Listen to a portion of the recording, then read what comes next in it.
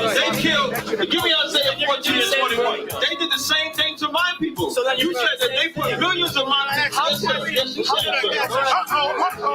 Should a murderer go to jail for murdering? Absolutely. Should a thief go to jail when he steals? Absolutely. Should a robber pay back the money he robbed? Absolutely. So why shouldn't the white man pay for what he did? That's right. One day you'll see just how it feels. Payback is a dog. It's a dog. Payback is a dog.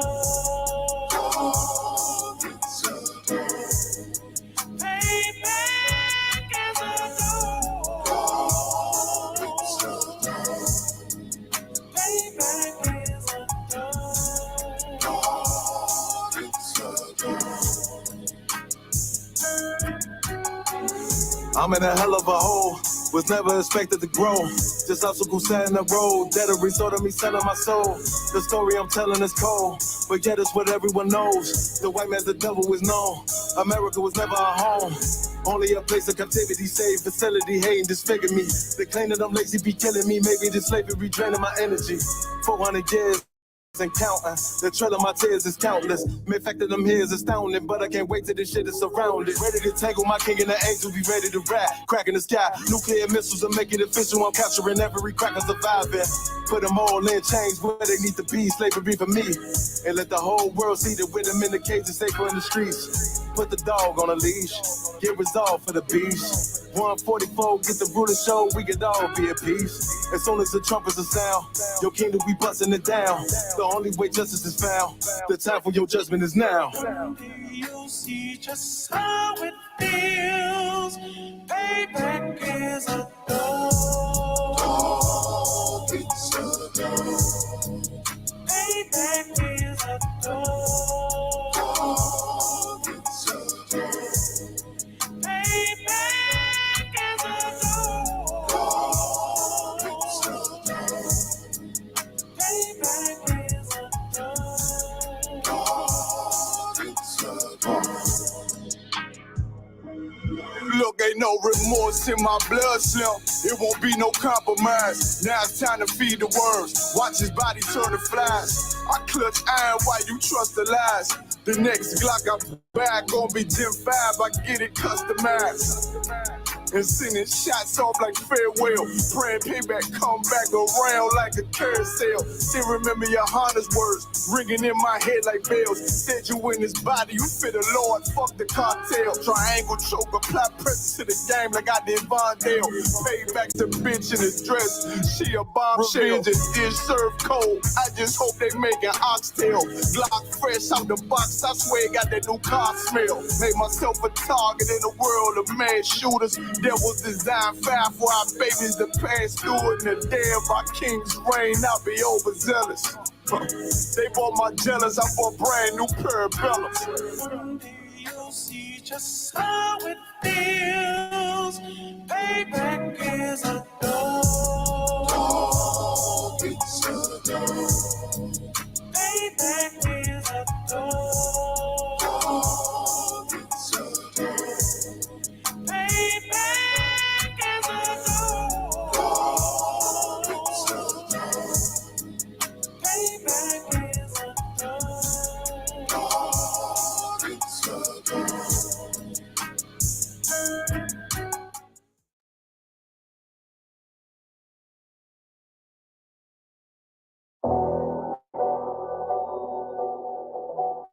I got you.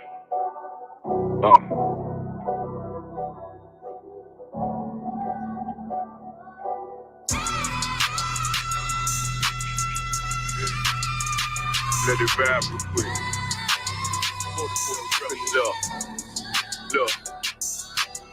The city eyes, it's time to vote God. My God, a real nigga, cause he wasn't no flaw. Posted on the corner like a watchdog. Family secure, got that shot in the closet by the mob ball. Fuck what they heard, but tell him it's all all true. Be cautious, that foundation falls if you fall through. They gon' fall. Look, I keep this shit 50 times 2. Ain't no more heart in this game, I'm John Q.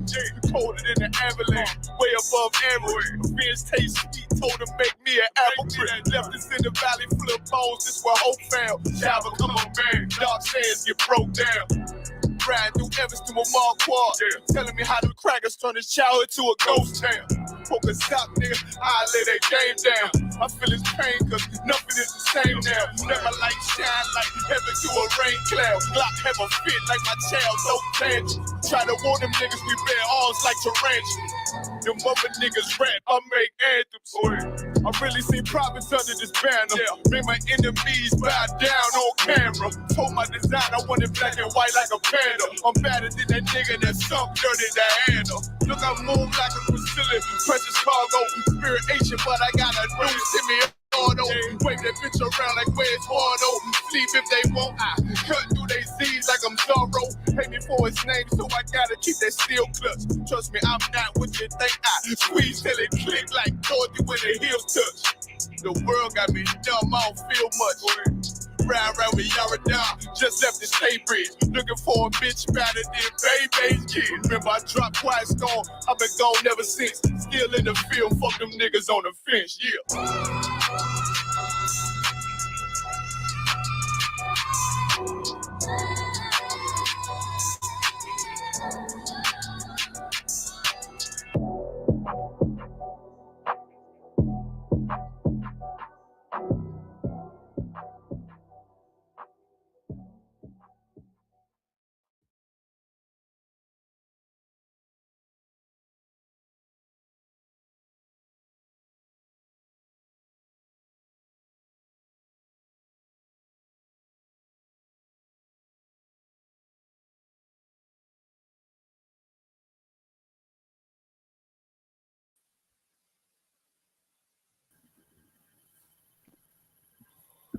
Hey, Shalom, how about you, Can y'all hear me? What's going on? Like that view, brother?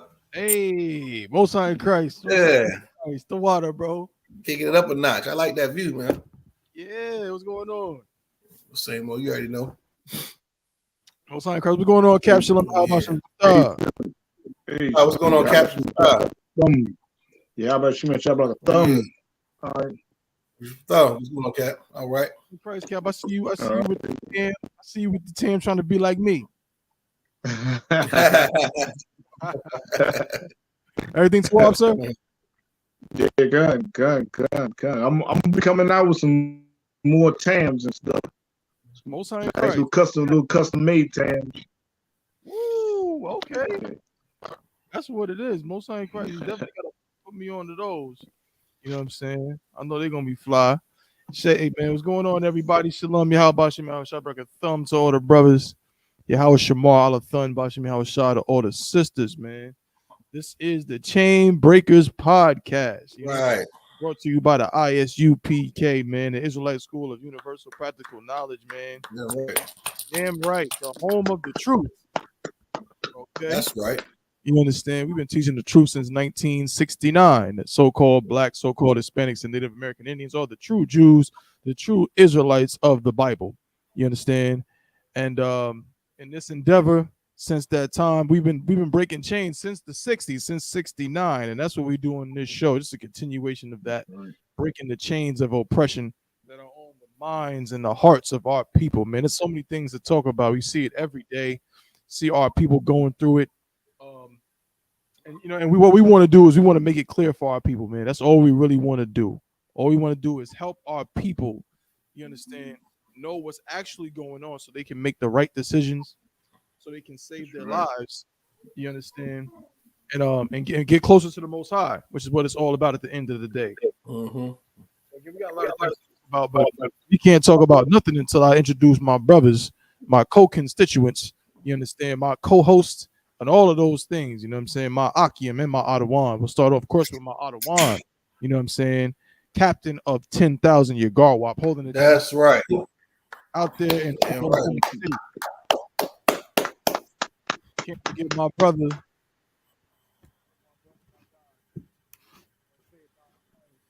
Out there holding it down in Fayetteville with them brothers out there. under Officer 5,000 Zayanya Allah. You know what I'm saying? My man, 100 grand, Officer 1,000 Kowal. Yeah, all right. Shalom, everybody. What's going on? I, of course, am Officer 1,000 Thabawan, holding it down out here in Durham, North Carolina. That's right. That's right. That's right. Site of the Lord's 55th annual Passover. Give a hand. Yeah, right.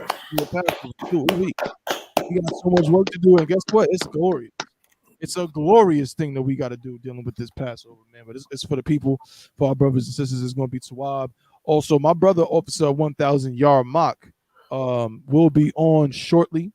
He'll be on. All right. So we're just going to, give him time. He got some things he got to take care of, but he will be on shortly. Okay. So Most High in Christ, man. There's so many things, again, to talk about. Again, everybody tuning in, please, you know what I'm saying? Hop up in them comments, man. Hop up in them comments. You know what I mean? And let us know what's going on. You got any questions? Ask your questions. You got any comments? Give us your comments. I don't care if it's positive, negative. You want to tell us that we're just a bunch of big black idiots, go ahead and tell us. You know what I'm saying? But don't sit on your computer, you know what I mean, and from a distance and not have the cojones to say how you feel. So tell us what's going on, you know what I'm saying? Or again, if you want to talk, to ask questions, chop it up with us, man, that's really what we like to do. So please do that. And in fact, I want to say something too, before we get into really the main stories for today.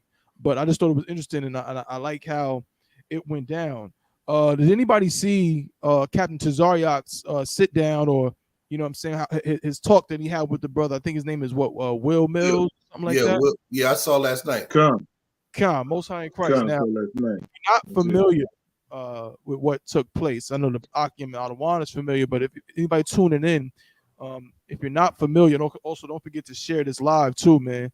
You know what I'm saying? We need to broadcast this everywhere. Everybody needs to see this, man. This information needs to get out. So, you know what I'm saying? Help us, you know what I'm saying, spread this truth. So make sure you like, share, and subscribe, you know what I'm saying, to the channel. Chain Breakers on YouTube, Chain Breakers on Instagram. Also, all the I.S.U.P.K pages, the Durham page, the Fayetteville page, also I.S.U.P.K Oklahoma City.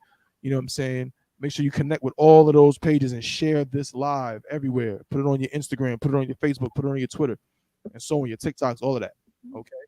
Now, but what happened was this brother, and he has a large following on Instagram. It's funny because I actually, when he first said what he said, I hopped in the comments in there. You know what I'm saying? I got some, some traction. People was liking what I was saying or whatever, because he was, coming at the Hebrew Israelites because he had made a comment on about a brother. It was no comment was about Halloween. A cat who is not in the I.S.U.P.K. This is he's a fake Israelite or whatever, but he believes he's a Hebrew, he's an Israelite, so it is what it is. But what happened was this cat, Will Mills, who's an Instagram, when this cat told him, he made a comment saying something like, "Yo, you shouldn't be a grown man dressing up for Halloween." Right? Which of course is true, right? Well, the Will Mills cat ended up saying, "Well, how you gonna talk about me when you a Hebrew Israelite? You stand on corners and yell at people, and you dusty, and you broke, and you ain't got no money, and you know what I mean, and you dress up in a costume, and so on and so forth." Of course, he made that comment. A good amount of his followers, some people that follow him, myself included, are Israelites who believe in that we are the true Israelites and so on. So a lot of them was like, "Yo, bro, what's up with that? Like, what are you doing?" You know what I'm saying? I told him, I said my little piece or whatever. He kept making videos consistently. He made like 3 or 4 videos, even went live, and was saying, if I'm wrong at any point, cool, I know you was following it. Right. If I'm wrong at any point, let me know. And what happened was he was talking crazy about Israelites. He was saying we broke. He said we need to get a job. Yeah. Dusty. He said, y'all don't do nothing. He said, what do y'all even do? He said, y'all don't accomplish nothing. All y'all do is know stuff. That's all y'all got. Y'all know some stuff, but you know what I mean? He took that line from Belly. You know what I'm saying? My daughter can't eat no books. She can't eat no knowledge. You know what I mean? So he went on this whole tirade. Long story short, Captain Tazariak reaches out. Let's talk. You know what I mean? Let's talk it out. And they had to talk about it. But what I want to do is, Cap and Officer Kowal, I think what was good about it was that a lot of the things he said, even though, you know, you could say they were ignorant, and they were ignorant, but a lot of people have that perception of Israelites. A lot of people have that perception of the I.S.U.P.K, because when you think about brothers on the corner, Black, Hispanic, and Native American Indian men on a corner with a Bible, with a mic, on a podium, in garments, teaching the truth, you think about the I.S.U.P.K because he started it. That's where it comes from. Okay. Right. So this negative perception, and both brothers agree, Captain Zaryak and the brother, you know, it was a good sit down, you know, and he just kind of talked about what his experiences were. How then, or how do I put it like this? Do you think that perception of us, like, is that what when most people think of us, why do they think that? Why is it that they think we're so unapproachable? Again, I'm talking I.S.U.P.K. I ain't talking about no figures like group. We're so unapproachable and we're just scary. And why do they think we don't have jobs? Like all of these negative things that are just like, I don't even know if you want to call them rumors. They're just these like tropes, these things that people just say. Like, where do you think that stems from, Cap? And in any way, do you see the benefit in sit downs like what Captain Tazariak and the brother just had? Come. You know, the benefit is what Captain Tazariak dropped on him. And what we have to do, we have to be professional and seasoned the way we break things down to people, you know. Because people do, like one time a lady came, stopped in front of the camp in DC, and she started, and as a matter of fact, we wasn't even at the camp. I went to Starbucks. You know, and I was upstairs, and so of course the white people who was in the Starbucks, they knew that we was out there on the corner and stuff, you know. And she started asking me questions, and I just started talking to him, breaking her stuff down to him. And she was like, "Man, you know, I didn't never think you would come across like that. You would talk to me like that, you know, and stuff like that. Because they always think the way we speaking on the street and the way we're going to come out, just cuss them out and call them names and stuff like that. You know, but this is a professional job that we do. Right. This is our job. And that's how destroyed our people are. That's what's sad about what seeing that brother, the way he came across.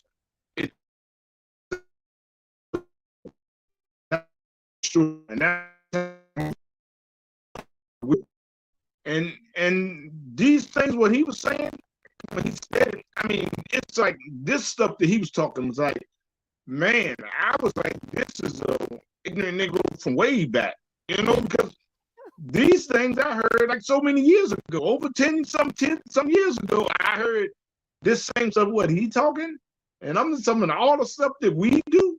That's why I knew he wasn't in touch with them, the I.S.U.P.K, you know, but it's the blame fake Israelites, you know, and you know, people just they don't really understand that this is the Lord's work. With the I.S.U.P.K and Command Junior Honor, we are separated. We are holy Israelite group. We are separated from everybody else. Right. You know, ain't nobody just act like us. So it's just like people be shocked. Like the brother was like surprised when Captain Tazariak dropped on him. You know, people be surprised that no, this our job.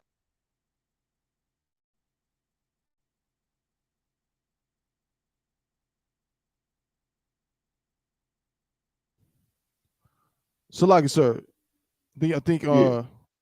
okay, kind of you kind of cut out there a little bit. No, go ahead, continue, sir. Okay, yeah. You know, we can't just come out and just say anything because it's the Lord's work, and so many people have came before us. So many men have came before us and did this job. You know, so we can come. You got Commander Junior Hanna and the generals and everything. We don't come out. Come on, you got to be trained to do this and seasoned to do this. You know, so that's why the brother was so surprised, like so many people are, and so many people going to be. You know, but this is how messed up we are as a nation of people that think of us as this coming across. You can't put the I.S.U.P.K on Commander Junior Honor with all these other clowns out here. You know, so you put us with them, and then the next thing you know, they don't even know what's going on.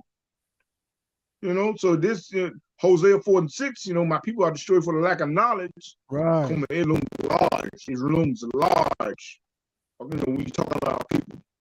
You talking about the lowest people, blacks, Hispanics, and Native Indians, the true Israelites of the Bible? Come on, we are so destroyed for the lack of knowledge. And that brother, that's a blessing to that brother. Did Officer Nakamaya got in touch with him, Nakamaya got in touch with him and dropped it on him, you know, gave him some how to reach Captain Tazariak and stuff like that.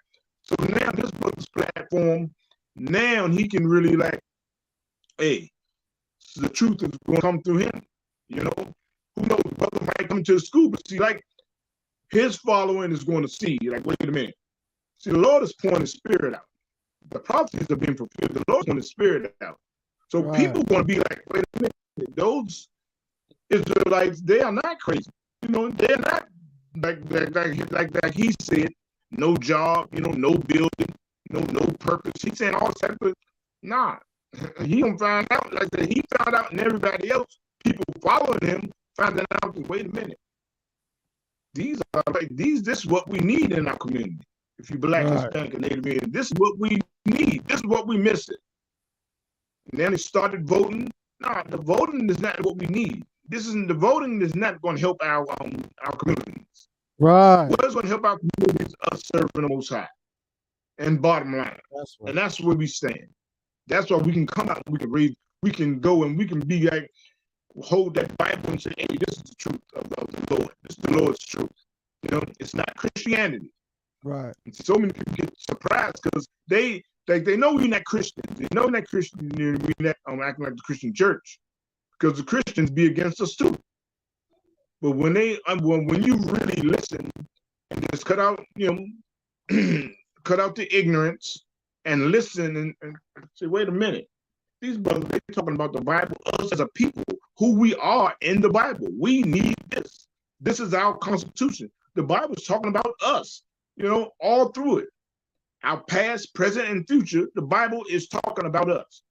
So when people start waking up and hearing that, you know what I'm saying? Hey, who knows when Yahawashi gonna come? Who knows when Christ is gonna really come? You know, who knows how much time we got? We don't know. You know, but people gotta be waking up, you know what I'm saying? And this is what's been happening. And this is why we've been doing this since 1969. You know what I'm saying? So it's, you know, so this is just like, this is just more of our work, you know, being magnified. More of the I.S.U.P.K and the Commander Yohanna's work being magnified in what we do and how we wake our people up. That's right. You know? Damn With right. that I yield, brother. Khan. Well said, sir. Well said. It's definitely a move forward. As Cap said, so heavy. You know, the truth is like pouring out to the world. You know what I'm saying? The spirit of the Most High is moving over the earth, and knowledge, as the scriptures say, knowledge is increasing in this place. You know, so it's a good thing to see. You know what I mean? That people, you know, are, again, these questions are starting to be answered. You understand what I'm saying? That many people have. There's so much mystery shrouding the Israelites. And again, as Cap said, I'm gonna let you speak. I'm gonna come to you, Kowal. I want to hear your take on it. But I think what I want to hear you talk about, Kowal, again, what Cap said is so heavy about how the fake Israelites have really played a major role in that, to where I look at a cat like Wills Mills, and yeah, again, he's ignorant, but ignorant just means that you don't have knowledge of something. You know, it doesn't mean that by definition he's a bad person, or, you know, I give him that, he's a man of his word. Captain Zara called him out, and you know, and he was willing to go ahead and go on the platform and sit down with him, have a discussion. So I give him that, you know. But at the same time, though, a lot of that mystery, you know what I'm saying? He said the interactions he had as a kid, and so I don't know how old he is, but some of it was negative and so on. And I have something to say on that part, but I want to see what you say, Kowal, what you think about how this whole splintered image of us, and by us here, I just mean, you know, Israelites, quote unquote, is what they call the Israelite community, even though we don't even talk like that in the I.S.U.P.K. You know, there's only one West. That's it. You know what I mean? Now, again, if you a black man, you know what I'm saying, a Hispanic or Native Indian, you an Israelite, whether you in an Israelite group or you a freaking farmer, you know, on the street, you know, a drug addict or a drug dealer. You still an Israelite if you Black, Hispanic, or Native American Indian. So you being in a fake Israelite group does not make you more of an Israelite. It just, in fact, makes you worse, right? But so my question to you, Kawal, if you could expound on it, is do you see a connection between a lot of the negative things they say about the Israelites and the perception of us and all of these splinter groups that broke off from us and then went and started their own thing with no direction, no governance? Do you see a connection between that, Kawal? Slocky. Yeah, I do see a connection, only because when people speak about the so quote unquote Black Hebrew Israelites, they're rarely talking about One West I.S.U.P.K. because there's so many saturated, fake, watered down. That's right. So quote unquote, they call themselves camps. They dress poorly. Their garments are trash. Their protocols are insanely disgusting. They do personal attacks. They're unorganized.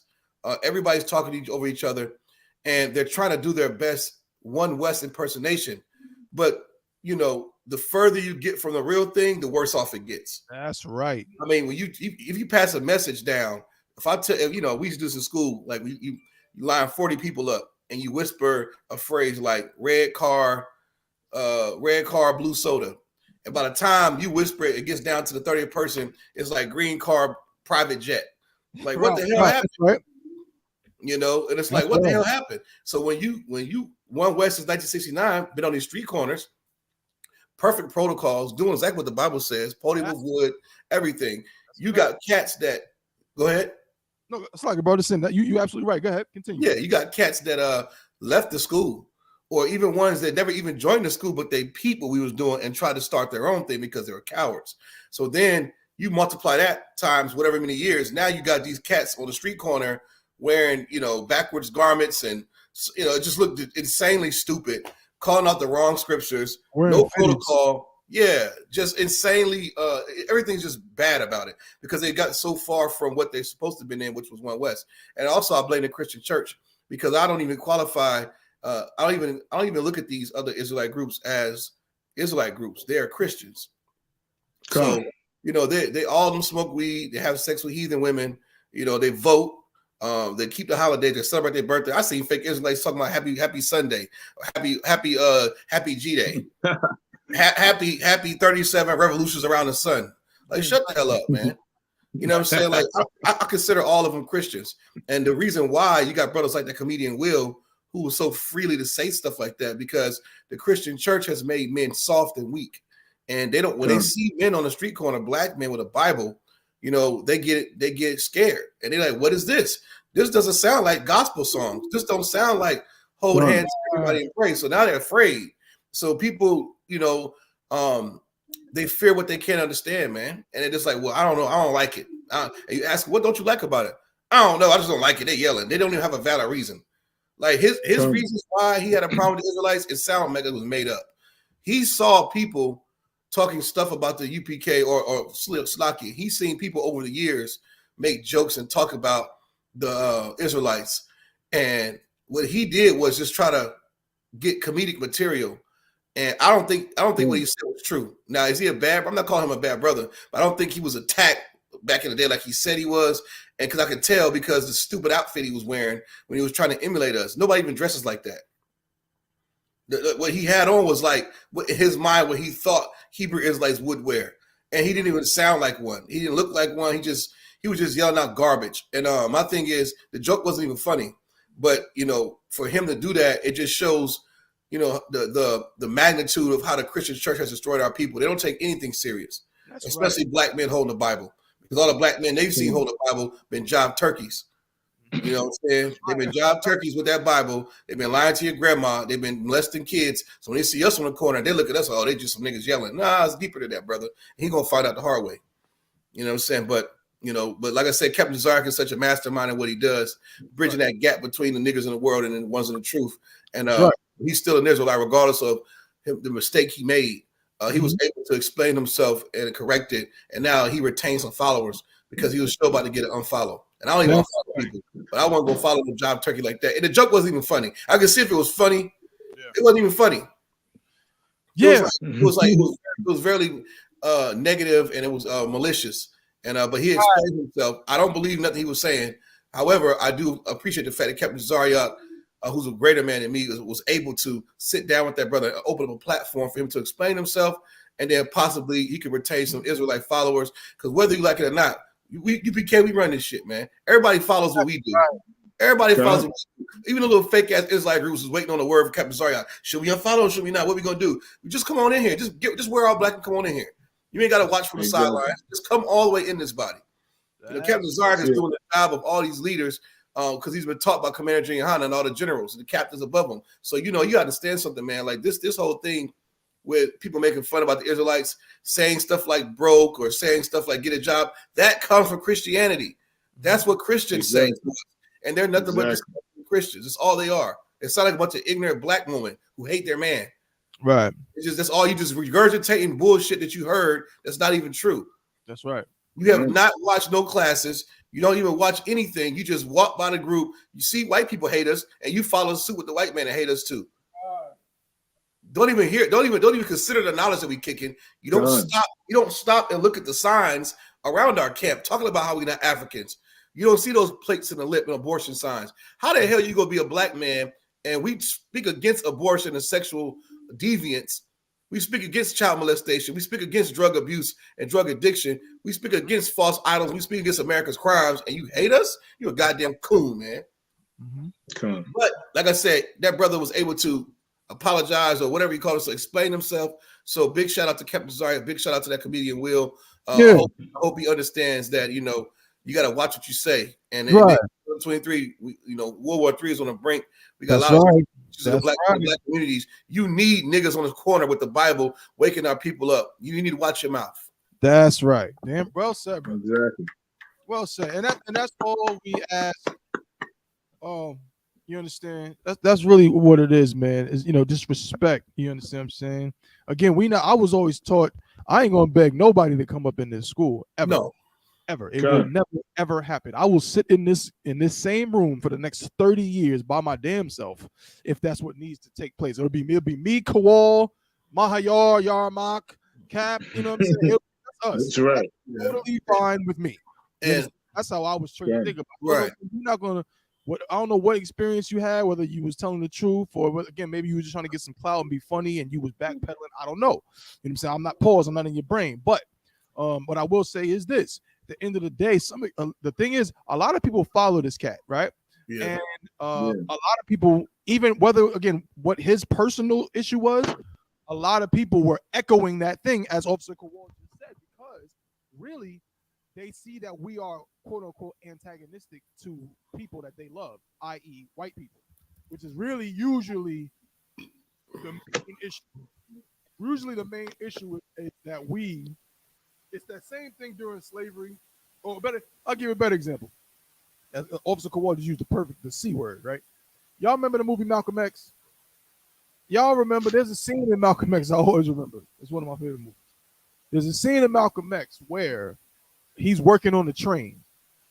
And and the dude, he's working in the kitchen.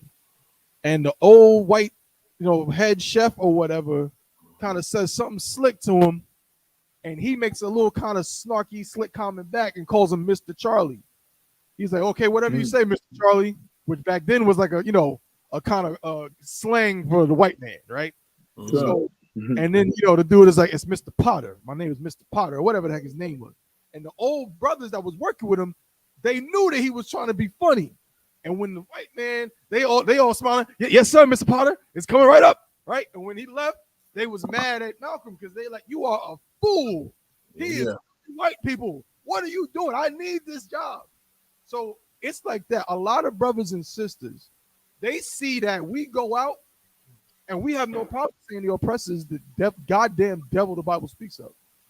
We have no problem telling the oppressor to get down on their knees and kiss and lick up the dust of our boots. And they see that and it like scares them. Like, oh my God. These dudes are gonna get us killed. Yeah. These dudes are gonna get us in trouble. That's a good point. Stop. You better go get a job. you better stop messing with me. Exactly. Really what it's saying. They're saying obviously now with more modern accents, and they don't sound quite like we think of slaves, but that's really what it is. You are a slave, and what we're saying that is antagonizing America, the place you have been whipped into loving so much, it's scary. Yeah. As also, that's that Christianity. It's Christianity, and Cap said it too, that has permeated into the minds of our people. And I'm trying to free your mind as Officer Kowal is in Captain, and that we've been doing the I.S.U.P.K for all these years. Right. And it's for you, Will. Again, you both have to we're going to touch that. When we hit them corners, we are trying to free our people. That's what we're trying to do. Right. If we don't do it, you will continue to talk like that. Like, oh, please, Master Charlie is good, folks. Don't get us in trouble. Oh, please go get a job. No, brother. This is the Chain Breakers podcast.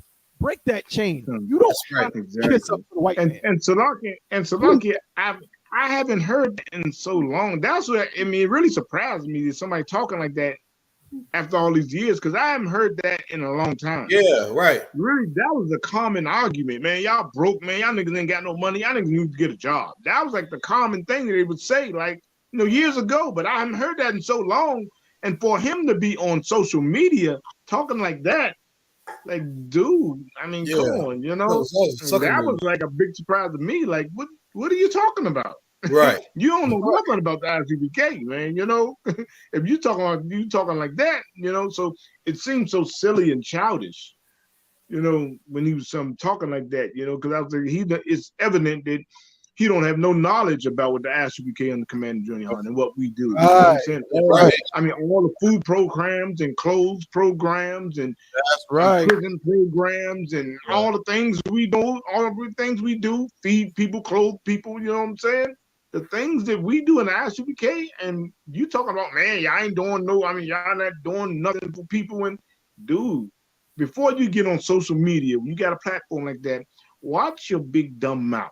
Right. Because come on, you'll be eating your words and you feel real stupid, Yeah, it would. Once you see what we do in I.S.U.P.K and Command Junior High, and you sitting there talking about all that stuff, it's just really, come on, it's really just not true.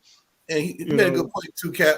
When you said when the brother was saying, yeah, man, Captain Tazark was talking about.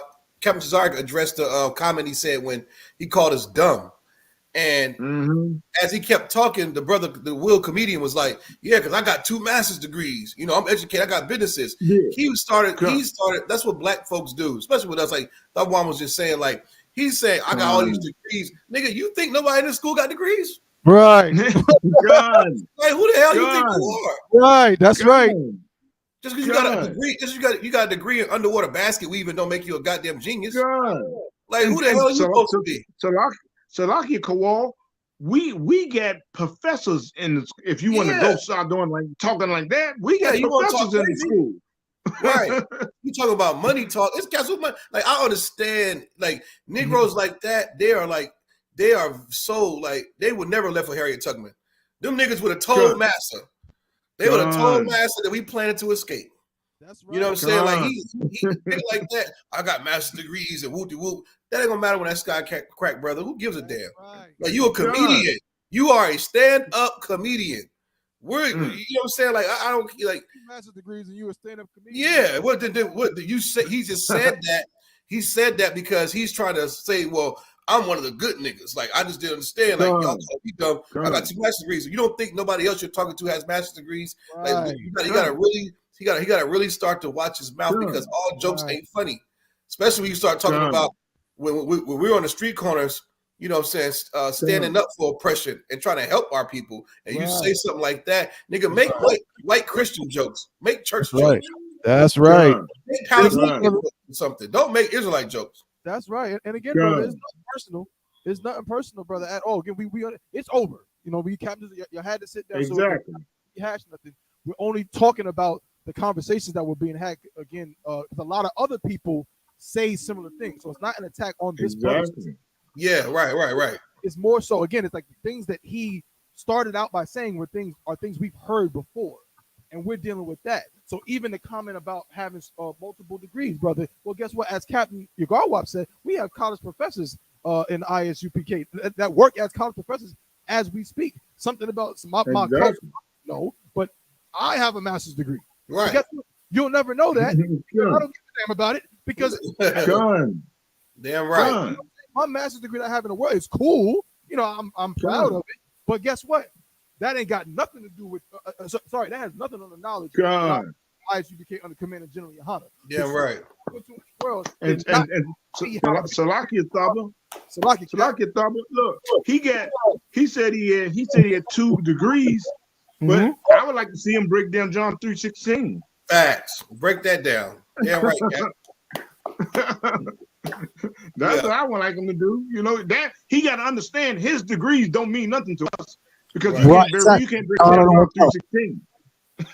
That's it, right? You can have a degree in basket weaving. You can have a degree, you know what I'm saying, in 16th century English poetry. Yeah.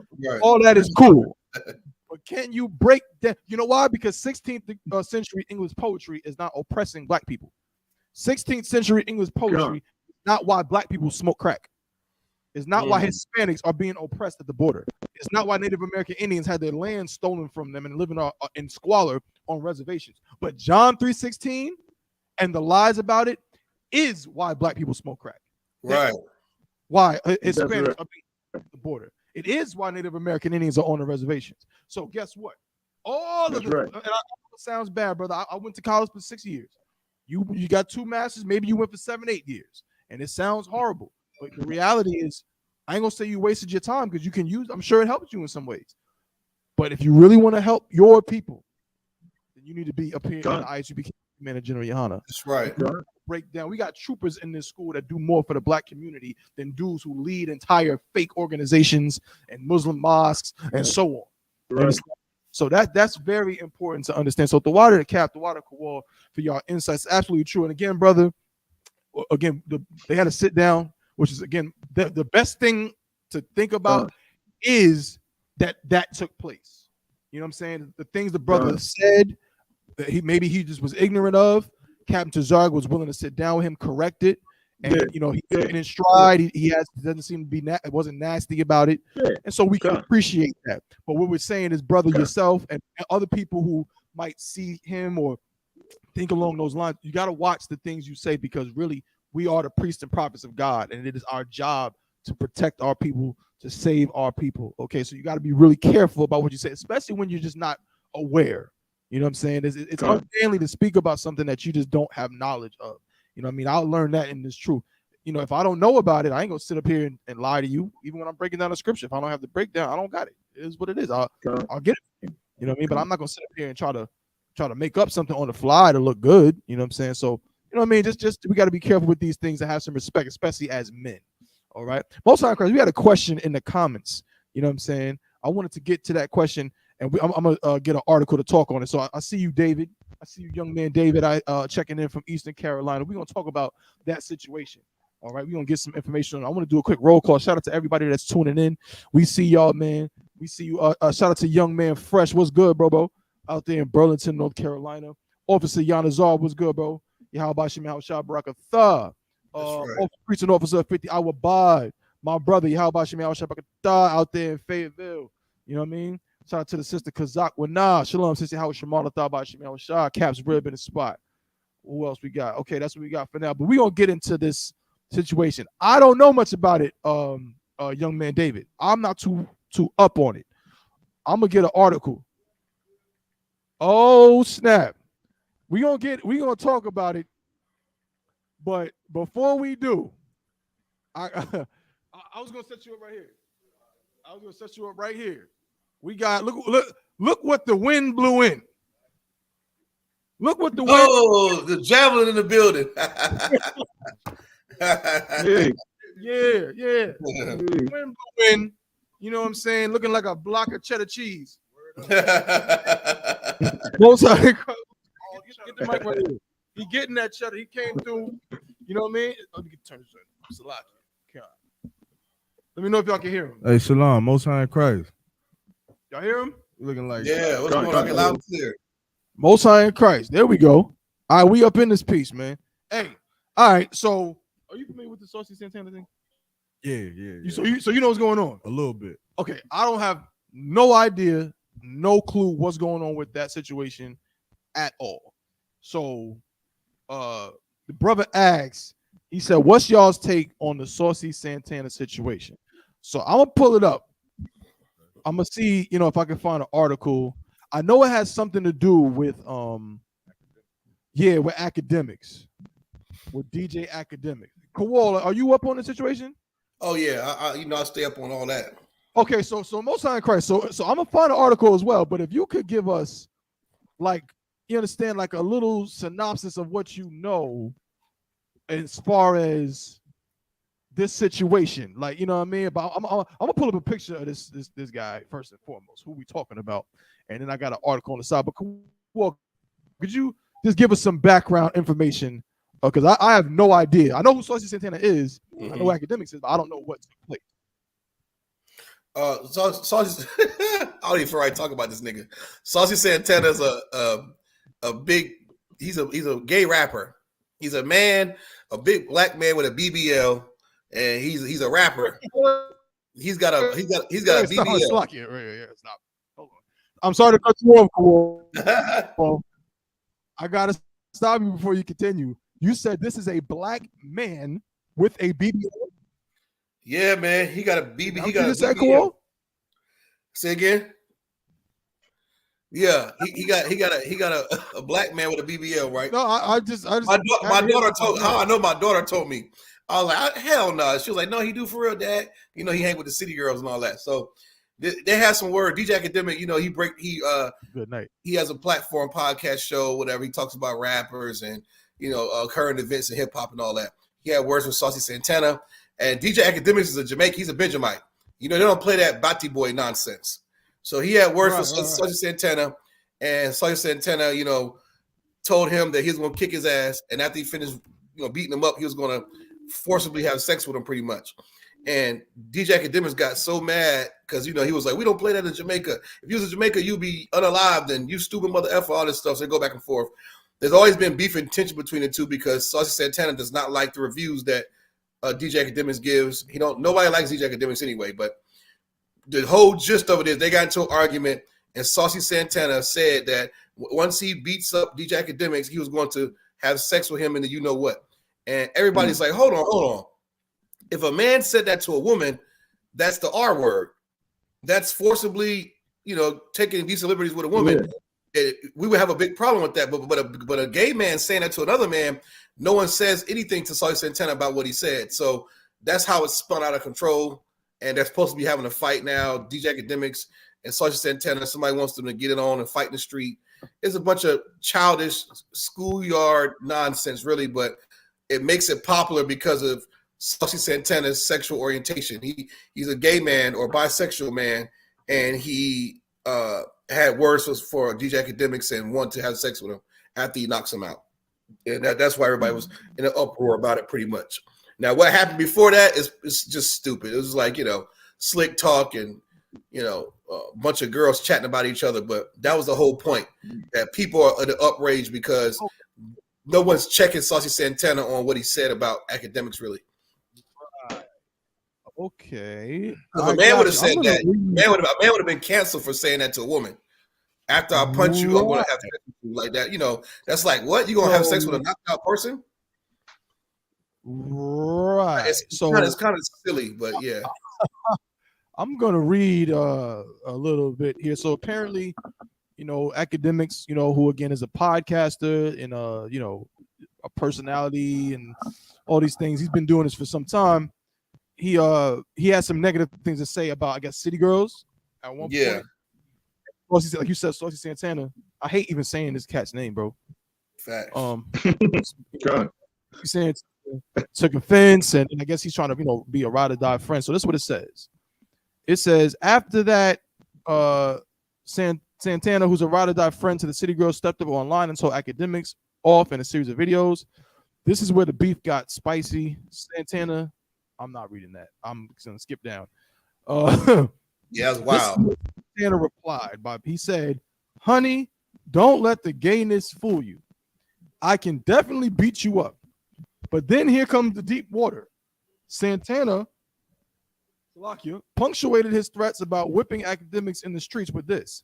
Santana said after he beats up academics, he will then have gay sex with him. He will take academics' gay virginity. For academics, that would be unwanted sex. Yeah. And this is the question on this article, the Grio. Wow. Question for the millennials who are more up to date than I am on certain things. Can a gay man get away with saying that in 2023? Is that like a black person saying the N-word? Or is that like a black person threatening to lynch someone? Is that a gay rapper's answer to the wild things that straight rappers say? This person said, I'm confused. Wow. There's a lot pause to unpack here. Well, Qual, you started it. Please finish. I mean, I just feel like it's stupid. Like I don't even know why it's continuing on. Like, huh? Salaki, I'm just lost for words. This is wild. This is wild. It is. I don't know, man. It's kind of silly though. It's like, you know, as a nation, we have to really start checking our entertainers and checking what we allow. Like DJ Academics is not wrong for feeling the way he does. He's a straight man, especially, you know, the Benjamites don't play that whole nonsense when it comes to gayness. And you gotta understand something. People gotta just watch their mouth. They gotta really watch what they say, man. When you watch what you say, that avoids a lot of issues you'll have. I mean, literally, this guy's a big, you know, social media presence that the Saucy Santana dude has is like, you know, really, really large. Pause. He has a large following, and he has fans. I don't know who the hell's listening to his music, but apparently he's doing pretty well. But just because you are in that community, the LGBTQ IUIC community, that does not give you a right to just say what the hell you want to say. Because if that was a straight man, he would have been like canceled yesterday for saying that about somebody. This is really what it's about. It's not about rap and hip hop. It's about the unchecked privileges of the IUIC LGBTQ community. That really has to be checked, man. You know what I'm saying? Like, you know, I get it. Y'all arguing like little girls or whatever. I would even beef. I'm just ending with this. There's certain people that you don't want to have beef with because it makes you soft. I wouldn't have no issue with beef with Saucy Santana. I wouldn't give a damn what that she said. I'm like, what? Yeah. Who is that? No comment, man. No comment. Because my reputation is my name. Imagine having beef with a nerd at your school. You a sucker, man. You're supposed to have beef with Big Worm and them. You got beef with the nerd boy that play Roblox, right? That runs down the hallway with his arms up. You got beef with him? I can't take you serious. You got static with Saucy Santana. Nigga, are you crazy? Man, go beef with the game or somebody. Like I'm not even recognizing this cat. Like now, if I passed away tomorrow, my last legacy was I had beef with a gay transgender BBL boy. Hell no. If I was at DJ Academics, I would ignore him. But because we live in a generation of clout chasing and clicks and streams, this is profitable for the both of them. Now everybody's talking about them. Everybody's got the name in their mouth, and it's nonsense. I hate the social media age. It's garbage. God. Yeah. Good night. Well said, brother. You got beef with Saucy Santana. How that sound? It's a little bit more than beef, though. Come on, man. It's a little different. I mean, you know what I mean? Only from the perspective, and Cap, you know. What if he said, we going to fight when I see you? But here's my... It's like, you okay, like, bro, you ever be in a situation where, like, you probably don't even really care that much. But it's more so the idea. Like, what is this person trying to say about him coming at me? Like, you trying to say, for lack of a better word, you saying I'm pussy? Like, what do you think about me that you think you can say that? What do you think about me that you are willing to take it there? You understand? When I know for a fact you wouldn't take it there with other people. So from that perspective, and more so again, what he said, because again, from my understanding, it wasn't that academics came at him. You understand? First, academics said what he said about city girls. If I'm wrong, let me know. Academics said what he said about city girls. Then Saucy Santana came at him. Mm-hmm. He said a little something back, and then Saucy Santana started talking about how he's gonna basically rape him. Excuse me, abuse him, and even that would not. Bruh, Because here's another thing. Saucy Santana is an effeminate, makeup, eyelash wearing, BBL having, what they call, I believe they call it, correct me if I'm wrong, in their community, he's what they call a bottom. Is that not what they call those kind of people? That's wild. I don't know. That's wild That's though. what they call those kind of people. In other words, he's on the receiving end in most relationships that he deals in with other people. But then he goes and turns around, which I find very funny. A lot of these type of people do. When the going gets rough, they get back into man mode real fast. And then they want to start talking about how they can beat people up and how they can fight people. And this is not the first time I heard one of these kind of people say basically that they can rape people. Excuse me, abuse people. So how do you deal? Like, Cap, I mean, what is academics wrong for feeling a way about some man saying he's going to abuse him after he's knocked out on the ground?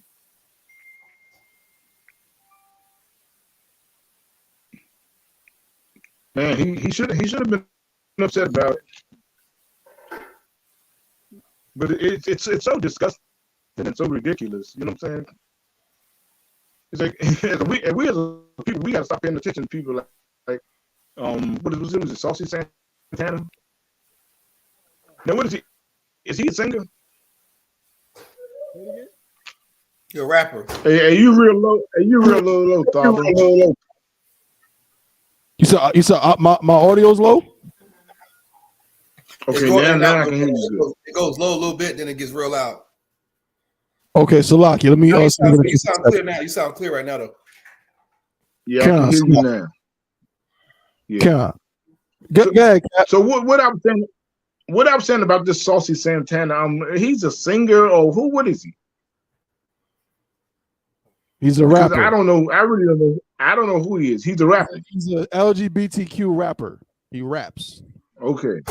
All right. So and he's, you know what I'm saying, this, I agree with y'all with what y'all was saying about it. If it was a straight man saying something like that, he probably would get canceled. He'd get clipped and whatever. You won't hear him about him no more. They probably cut him off the air or whatever, but since he's an LGBTQ, you know what I'm saying, they ain't gonna do nothing to him, you know what I'm saying? It's really sick and disgusting, really, that this type of stuff, and we give energy to that type of stuff. The media, the social media give energy to that type of foolishness. Oh yeah, he's famous. You got all these type of things happening, you know what I'm saying? And we giving energy to, this clown, LGBTQ rapper who's saying he's gonna rape the guy after he knock him out. I mean, come on. That's it. You know what I'm saying? So it's like, man, I'm more enticed with the good stuff about Christ and chariots coming and destruction of our oppressor. Right. And him going into slavery when Christ comes. I'm so caught up on that, simple shit like this that happens coming along, Salaki for my language. But simple stuff like this come to happen, you know what I'm saying? It's like, man, since the Israelites, may the Lord have mercy on them, and he'll stop his LGBTQ actions and whatever, you know what I'm saying, and wisen up, you know what I'm saying. But it's sad when you see all these things are happening right now, biblical proportions, and you know what I'm saying, and this stuff going on. This, the whole lot of people is going to miss the chairs because they're paying attention to Saucy Santana or whoever else he is. So many people going to just be destroyed because by the Most High, because they're giving energy to that. I'm giddy. I'm giddy about Israel having war with, and all with Russia and Russia and who is it? It's Israel and Palestine. You got Russia and Ukraine. You know what I'm saying? Good, great, all that good stuff going on. Prophecies being fulfilled and stuff. You know what I'm saying? And you got big and a big news story on social media is Saucy Santana. You know what I'm saying? You know what I'm saying? Blacks, Hispanics, and Native Indians better wake up and give the Most High his respect. That's right. about what he's doing right now and what about World War III's coming and stuff like that. You know what I'm saying? That's what I have to say about that. But Saucy Santana, I pray the Lord have mercy on him for being an LGBTQ. So lucky, but that's all I got on that. I don't know what time. Y'all my bro. Gotta get taken off of here, man. Yeah, right. That's what I Say, said. He man. gotta get taken off. What's going on with This the is youth, crazy. man? I've never heard anything like this in my life, bro. How do you tell a straight man, bro? I understand how the world look at it or whatever, but I'm gonna let you speak. Yeah. I understand how the world looks at it and how, you know what I mean, and he's getting, you know, they saying, well, why he not canceled? Some people saying it, some people saying it's different. Obviously, it's a little bit different because I ain't heard nothing about Saucy Santana getting canceled, bro. But bro, how the hell some man, I'm telling you, how son think he could punk me, bro? Son think he can whoop me. That's crazy. I gotta take him off. I of here. gotta take him off. I need him gone. He Bro, gotta be. gotta be taken off. And of all people, bro, because guess what? If it was some big pole, some big burly dude who been in jail for 30 years, I still would be like, yo, that's right? Right. But my thing is, again, you know what, bro, you know how it is. You know your enemy, or you know when somebody approach you, like you pause, you size them up. All right, you know what I'm saying? This is a formidable opponent. Kind of going back to what Officer Kowal was saying, where it's like some people use like he's a peon, he's a nobody. But even if that sometimes worse, because if he's a peon, he's a nobody, then why are you talking to me? Right. And why are you saying what you're saying? Right. Man, first of all, like I think another point that we missing is that Santana is getting backed by women, right? And he's getting backed by women because academics is known for, I don't know exactly what academics say, but what black women say is that academics slanders black women. And so because he's built the reputation of slandering black women and pretty much, you know, downing black women, now it's like Saucy Santana gets a pass of saying something against academics that, for one, is unlawful, illegal, disgusting as hell, and just straight up vile and wicked. Where and where that really, what it really goes to show you is that black women is our greatest help in this earth, but they can also be dangerous as hell. Black women can be monsters, man. You understand? And that's like black women is like the monster, the real monster under the suit in Scooby-Doo. When you lift it all up, this ain't got nothing. It ain't got nothing to do with Saucy Santana. What it has to do is the support that black women give to nonsense. Why? Because Saucy Santana is going to say things that black women want to hear. He gonna big up black women, and because he think he a black woman. Yeah. You understand? So if Saucy Santana say any goddamn thing, it doesn't matter. Black women be behind him, which is why he's allowed to attack another black man when black women should be protecting their brother. That's what they should be doing. You understand? So I think that's just another aspect of this whole situation that we really gotta look at, is that, sisters, y'all gotta wake up. That is nasty. To say you're gonna knock a man out and then abuse him, his unconscious body. That, for one, with all the celebrity fights and stuff, I feel like I gotta take that fight, that one. If it's me, so like if I'm about to get paid to knock this he she out, I'm gonna do it. That's just me. You know, Lord be with the brother. But yeah, I don't know too much of this what academics actually said about City Girls. I don't really watch academics. He seems like a clown to me personally. But you know, hey, you got to take him off of here, son. He gotta go. He gotta go home with his mama. That's crazy. You should be home with your mama, boy. You're a kid with a man, right? No sweat. Moving right along. The water to everybody that's been tuning in.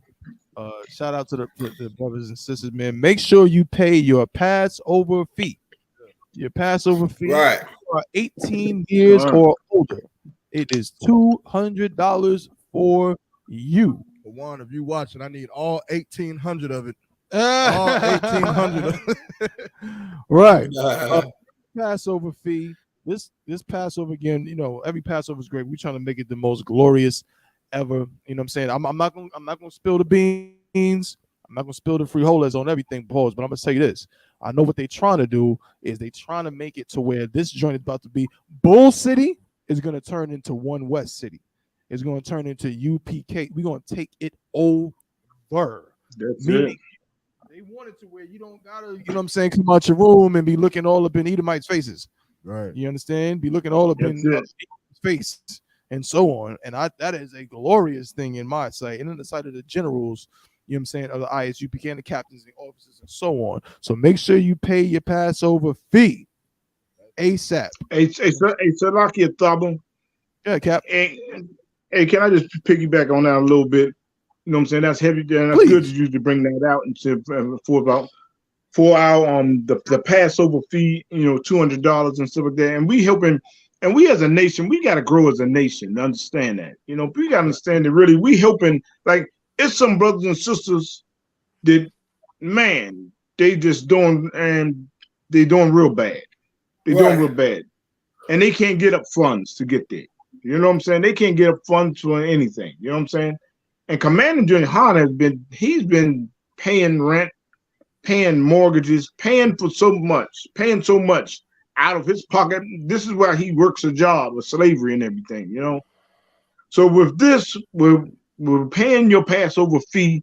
That's going to help somebody out, another brother and sister and their kids or something. Get there, and enjoy what the Most High have us, what is a commandment for us to go and keep and celebrate. You know what I'm saying? So really, it's a beautiful thing that you can do. Oh, Salakia, can you hear me now? Okay, I'm gonna mute me over here. It's like I'm gonna mute myself. Can y'all hear me now? Yeah, you good, Cap? Okay, yeah. So it's a good thing that you can go ahead and have brotherhood and sisterhood, and help others out. With that, you know what I'm saying? Like sometimes, like a lot of times, we give more. We give more. We give more than two. Like give more than 200. Give 400 if you can. If you can, just go ahead and do it. Help out, but make sure you just pay that $200 fee. And that's going to help not only you out. It's going to help somebody else out who don't have it. And that's where you have it like that. You know what I'm saying? That's all I wanted to bring out. Since you brought up the Passover and the Passover fee. Damn right. You know what I'm saying? So yeah, definitely trying to make this the most glorious Passover, man. There's so many, especially too. We say this every year because every year it's true. This could be the last one. Gone. What's going on in the world? Do you see it? Come on, man. You cannot tell me that I know a lot of y'all out there, if you're not in the truth, I know you're scared and you're terrified, and to some degree you should be scared. You know what I'm saying? But the scriptures, you know what I'm saying, tell you that you should be comforted in these things. Why? Because these things must take place. You know what I'm saying? They must happen. You know what I mean? But in the I.S.U.P.K and the Commander General YAHANNA, guess what? Me and my brother right now, we over here, and me and my Aki on the live, we toasting up. We ain't afraid about nothing. We ain't worried about nothing. I think that's the cue for the YAHANNA. That's the cue for the YAHANNA. I ain't been here in a minute. Right. I hope y'all didn't forget. Yeah. What's going on, Cat? What you got? What you got, Kawal? Kawal got some water. There we go. Cat got water too. YAHANNA.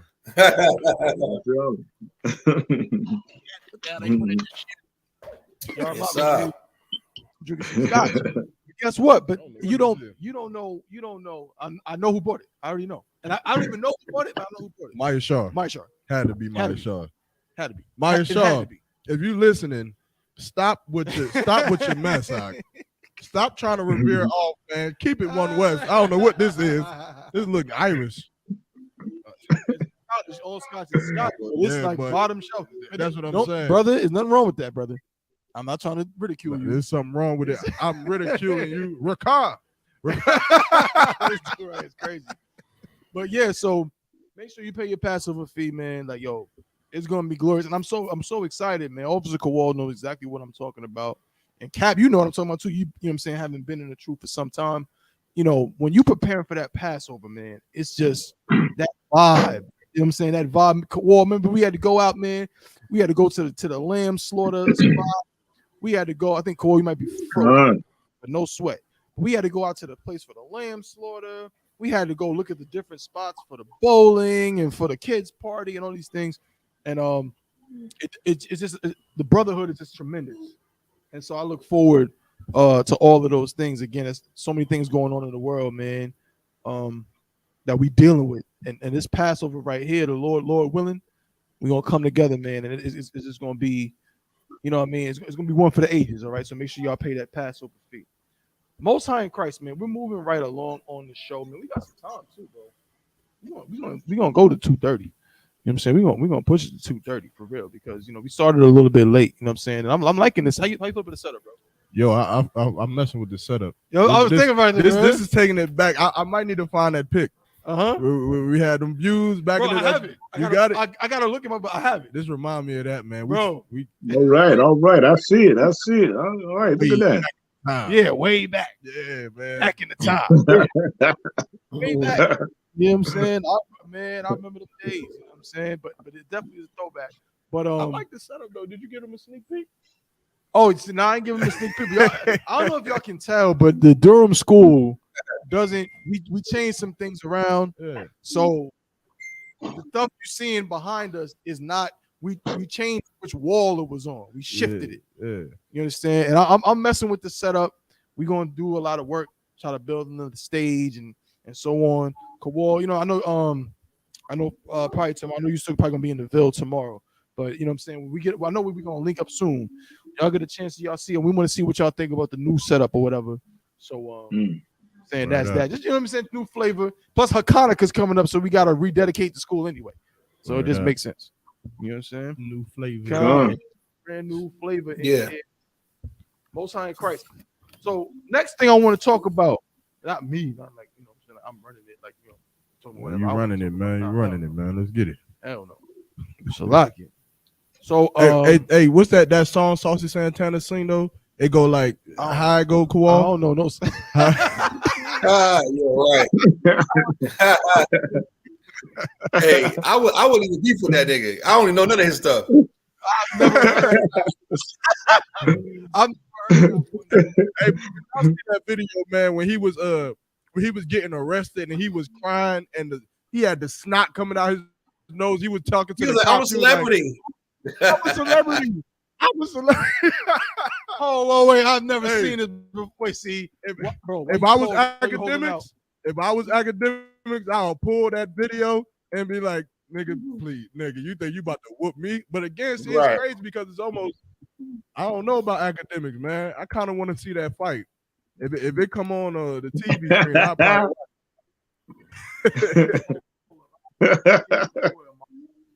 he wouldn't do that to Chainbreakers podcast. I'll tell you that. Nah. He wouldn't say that. You see it? Nah, right there. Yeah, that's it right there. Oh. So, like, we're gonna play this real quick. But I've never seen this that does this and abuse you. Mm-hmm.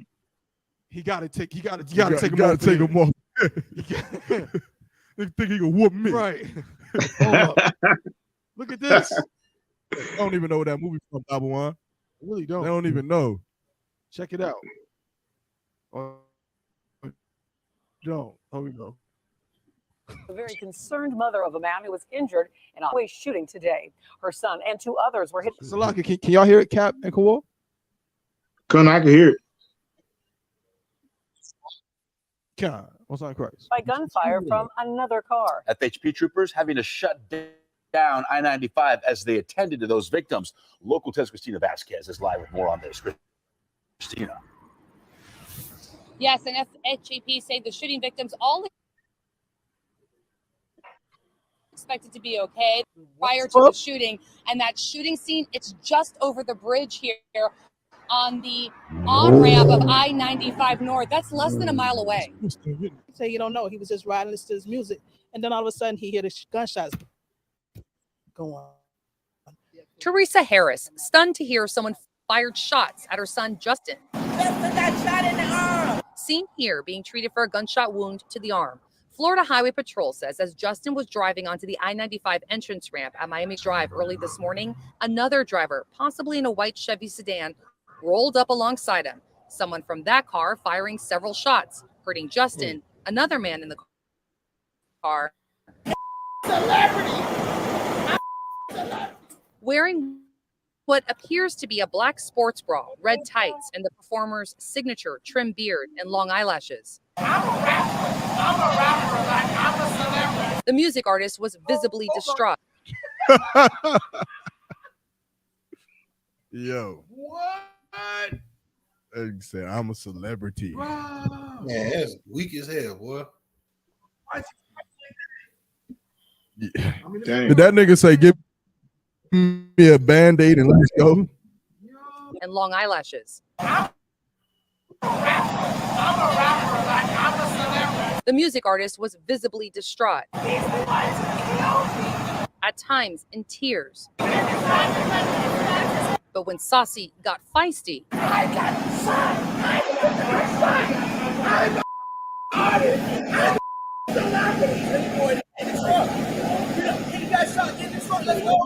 in order to treat a gunshot wound to the arm.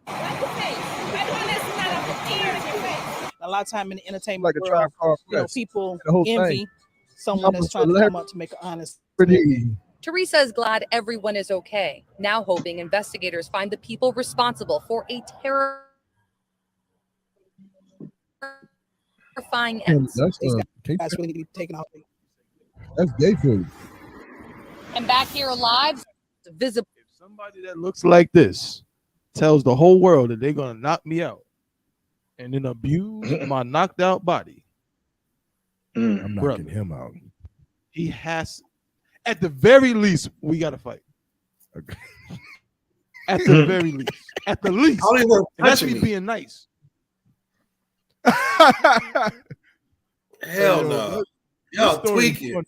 Considering what we, I don't even know if I should say that. Bro, don't even I should- don't say it. But this is crazy. This is no sweat. Kawal, you taking that fight? No. Imagine your face on a fight promotion flyer next to this gay nigga. Hell no. And the details is if he knocks you out. Oh, goodness, man. No. Hell no. Yeah. What? 'Cause guess Ain't what? no way. Even if, obviously that won't happen if he knock you out. That's beneath me. You know what social media gonna say? He should have. That's what they're gonna say. That's what they're gonna say, bro. But I'm saying, you cannot let him knock you out. I'm saying, what if it's in the hood? What if it's like, nigga, we in the hood? It's a one-on-one. Tell you, bro. You better do like Would you fight a mentally disabled person? You said what? Would you fight a mentally disabled person? If he come at me, yeah, like, word. If he come at me crazy, hell yeah. I'm not gonna link up with him and be like, yeah, meet me here. But if this nigga so happen to catch me somewhere and it's like throwing, yeah. As a matter of fact, we just, I don't even want him touching me. sure, ain't no fair fights. Woo. Take ground. I'm telling you, bro. He said, honey, don't let the gay stuff fool you. What the hell does that mean? I guess I say he's really a man. Right. So he fooling himself. But as my brother said, a lot of them sisters, man, y'all tuning in. I know you in the background watching this. Y'all be watching I.S.U.P.K. Right. Y'all support Saucy Santana. Right. That's y'all. I don't know what your sister. I don't know how y'all say it.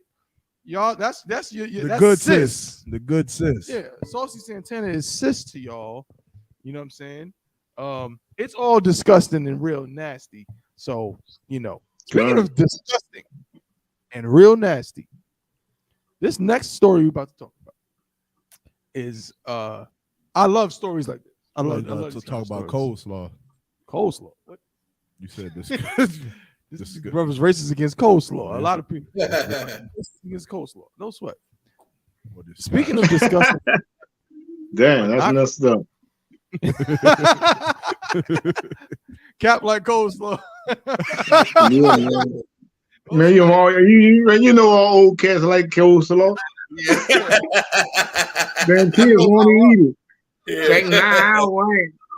Man, you Yeah. crazy coleslaw on the hot dog? Yeah. I rocked with this bowl of coleslaw one time during major council, and I had to sit beside him. I'm looking at Cap like, let me go be with the 500s.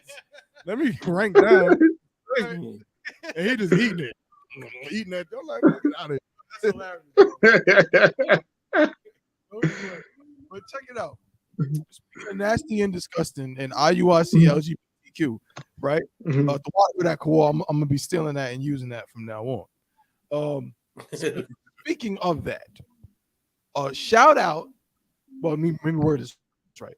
I got an article that is disgusting and nasty and just shows you, first of all, it shows you how disgusting the world is, and it shows you that the I.S.U.P.K is truly the home of the truth. That's right. And I want to give a shout out to Officer of 500 Yanazar, my brother, man. I want to shout out Officer Yanazar because he brought this article to me. That brother sends me articles all the time. I know Corey be sending to you, we'll send the Cap. This brother be on it, man. That's our resident historian.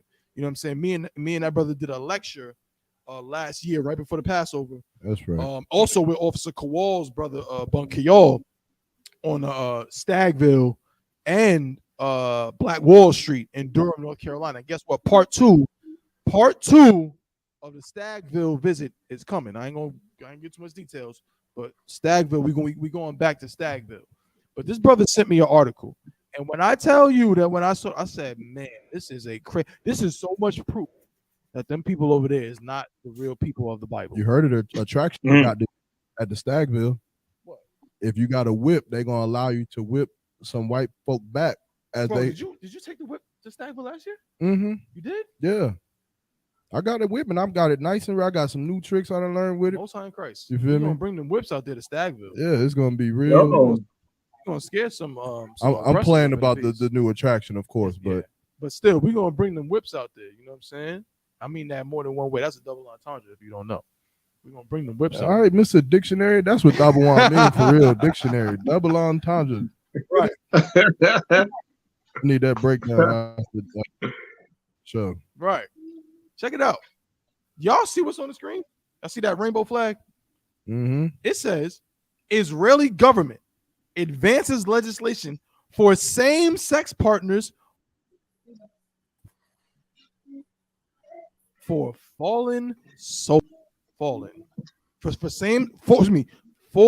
same-sex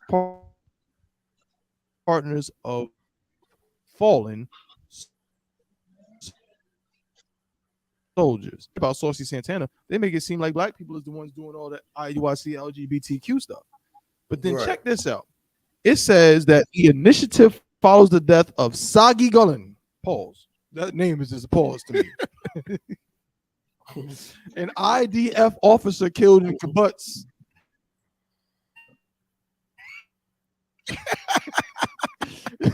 but Ari, as his partner, was not immediately recognized as a widower. The Israeli parliament, the Knesset, approved in a first reading legislation that would recognize the same-sex partners of fallen Israel Defense Forces soldiers. The initiative follows the death of Sagi Golan, pause, a member of the LGBTQ plus community and an officer who was killed while defending Kibbutz Be'eri from Hamas. His partner, a man, struggled at first to receive formal recognition as a spouse, but the Israeli Defense Ministry said it would already interpret the existing law as including same-sex partners. The couple intended to get married on October 20th. It's not legitimate then. We're going to get to that. The Ministry of Defense interprets in practice the law on the families of soldiers who died in the campaign as such that it applies to same-sex couples as well, while examining each case on its own merits. Israeli Defense Minister Yoav Gallant said on October 20th. Amir Ohana, who said that he received complaints from the LGBTQ plus soldiers who feared discrimination if the worst happened to them. This is a quote from I just wrote a Ohana. paper on this actually. Grace. I think that importance and spiritual encouragement to repeat the obvious. That there is no difference between blood and blood. And there is no difference between a whole family and its neighbor as are concerned. Here's a picture. Here we go. Check it out. Who's this? Mm-hmm. Yeah, that's Golan. Golan buttocks.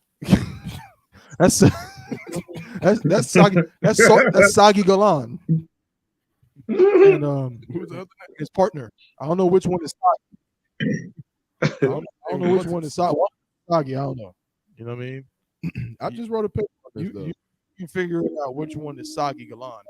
But yeah, over in Israel, they just approved laws that say that if you die while fighting against the Hamas, fighting in the Israeli-Palestine conflict, your same-sex partner, if you are gay, a gay man, your same-sex partner is now entitled to the benefits that would be given to a wife. Let's give it up for the Holy Land. The Holy Land. This is the whole right here. You're looking at it right here. This is the spirit of the Holy Land. So in Israel, they're passing new laws for gay men. Oh, I'm sure. They getting ready to go to war. They need all of the patriot that they can get. They can get. They don't even know if you gay, straight, because if you gay and you about to go to war and could potentially die, but you can't even leave your spouse who's a gay man something, why are you gonna go fight? Right. You might as well just you gonna move to San Francisco. You should just fight for LGBTQ plus. Right. That's what you should fight for. I think that's what black people should learn something from that. I agree. I think black people should learn that LGBTQ plus, they fight for their own first. That's right. Before they go fight in somebody's war. And black people should do the same thing. That's right. Land my plane. No, come on. Cap.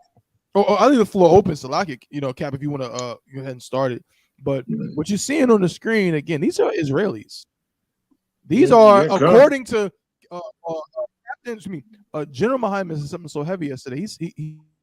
He said, I'm going to be quick, be brief, that we can't be racist because what we're saying about black people is what other people say about white people.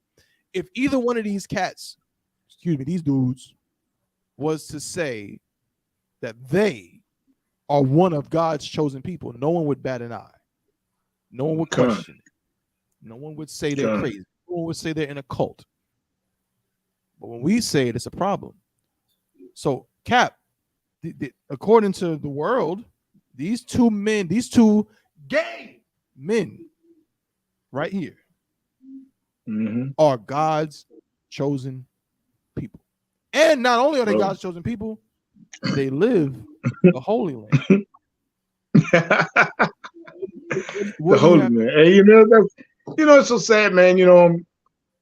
So many years ago, my father went to Israel, trying to I guess he was trying to find the truth of the Bible, and he found nothing but Christianity, and man, and this crap like this, man, is you know what I'm saying, like you were saying, they supposed to be the holy people of God.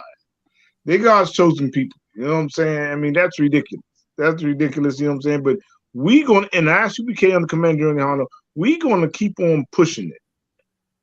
That we God's chosen people, waking up our people, and seeing stuff like this. Come on, they have no laws. Come on, our law, look, true Israelite, our laws go against this twisted stuff right here. Right. So our God is the God of the Bible. You know what I'm saying? Their God is Caesar Borgia and the rest of any of those twisted imagination they have. You know what I'm saying? But as far as this, come on, man. This is why I'm saying I'm just so giddy about the wars and the rumors of wars and man thinking about the chariots, all the destruction. You know what I'm saying? This is why I'm happy about that, because this twisted stuff like this twisted stuff like that, man, it's it's ridiculous. You know what I'm saying? But you know, they going what they trying to get paid like a wife would get paid. You know, they gonna do whatever, man. You know what I'm saying? But hey, you know, it's disgusting, and we understand it. The oppressor is the devil the Bible speaks of. That's the right. devil the Bible speaks of, and he's disgusting and everything. You know what I'm saying? And look for all this. Look for a whole lot of this stuff to just keep on happening. Keep it on happening. It's gonna be blowing up in the news and stuff, and it talks about the homosexuality. You know, shit is going to get so disgusting. YAHANNA Christ is going to have to come up and deliver us. You know what I'm saying? Shit is going to get so disgusting. See, so we trying to, and I.S.U.P.K and the Commander Indiana, we talking to our people. We talking to you, black man, Hispanic man, Native Indian man, and woman and child. We talking to y'all to try to wake y'all up, you know, to make you get your spirit out of this world. You know what I'm saying? Because so much nastiness is happening right now. You know what I'm saying? And through all this nastiness is happening, they're going to still find time to oppress and kill us. No matter what. All the craziness going on, our oppressors, and the heathen nations going to still find time to oppress and murder us and do us dirty. So Christ is going to have to, have to come get us. He'll have to come get us. And we're going to have to be strong enough to, like, you know what I'm saying? It's going to be times where it's going to take some physical work. And it's going to the main thing is going to be, it's going to be time for us to have our faith strong. Then no matter what, our faith is going to be in the Most High, sending Christ coming to get us. You know what I'm saying? Because the Lord wants the glory. You know what I'm saying? And that's what's so hard for, a lot of Christians and stuff and fake Israelites. They think they're going to do it. And that's what I love about Commander General YAHANNA. He always push us that the Lord is going to do it. Right. You know what I'm saying? The Commander YAHANNA stopped me many times. I'm talking to, hey, remember, the Lord did that. The Lord did that. You know what I'm saying? Right. And that's the way Commander General YAHANNA rolls. You know what I'm saying? And that's why he pushed us to understand it. Right. For us to get out of this, the Lord don't have to get us out of this. You know what I'm saying? Because you're going to still see the nastiness of all the nations doing all this nasty stuff, all this despicable, disgusting stuff. And we're going to be like, damn, man, we got to keep our kids from going to school. You know what I'm saying? Because, man, they trying to poison our kids, with all this nastiness, But, hey, you know what I'm saying? And us and I.S.U.P.K, we're going to keep on fighting this fight. This fight that we have to fight to wake our people up. You know what I'm saying? And we're going to look for all this. Oh, it's going to get real nasty. You know what I'm saying? We think it's nasty now, it's going to get worse. You know what I'm saying? But I love the part that the Lord chose me, to do. Damn. The part He chose me to just come and, be with brothers like y'all, waking up brothers, so having these podcasts, getting into blacks' minds, Hispanics and Native Indians, getting to your mind and really break them chains. You just really don't understand that you have them. You don't understand the change that you have on your mind. It's making you love Saucy Santana, all this other disgusting things. You know what I'm saying? You don't even know you know what I'm saying? You have these chains on your brain. So we just trying to break those chains off your brain. You know what I'm saying? Right. With that, I yield, brother. God, well said, Cap. Absolutely correct. I mean, again, what is like? How are you gonna? I'm in a cult, right? Because I wear, I'm rocking gun. I got the shield behind me. Got that big priest on. I got that. Shout out to I.S.U.P.K, Kahan. Shout out to I.S.U.P.K, Kahan. Hooking me up with that big priest. Right. You know what I'm saying? Shout out to I.S.U.P.K. Shout out to the javelin. You know what I'm saying? Shout out to the javelin apparel. I know y'all see it too. I know y'all see that javelin going global all over the place, man. I seen a picture Come of on. Aria, Captain Aria, icy cold with the icy cold baby blue. You know what I'm saying? Hey man, y'all about to see some things. I don't know. I can't say too much. I got some contracts working out, man. But you know, one of the All right, all biggest right, all right. in the Israelite school of UPK is about to be an official collaboration with Javelin Incorporated, man. Javelin Most High LLC. Christ. I'll drop it. Y'all Most man, High so Christ, we man. gonna The get brother it on. making big moves. You know what I'm saying? You Come know, on. he about to be you, Cap. He gonna have to call you before the Passover. He gonna have a booth. Yeah. No, Hey, man. yeah, Hey, Salaki, Con. if I could, I need a booth. Salaki. Okay, Con. Hey, Con. No, I'll put you down, you know.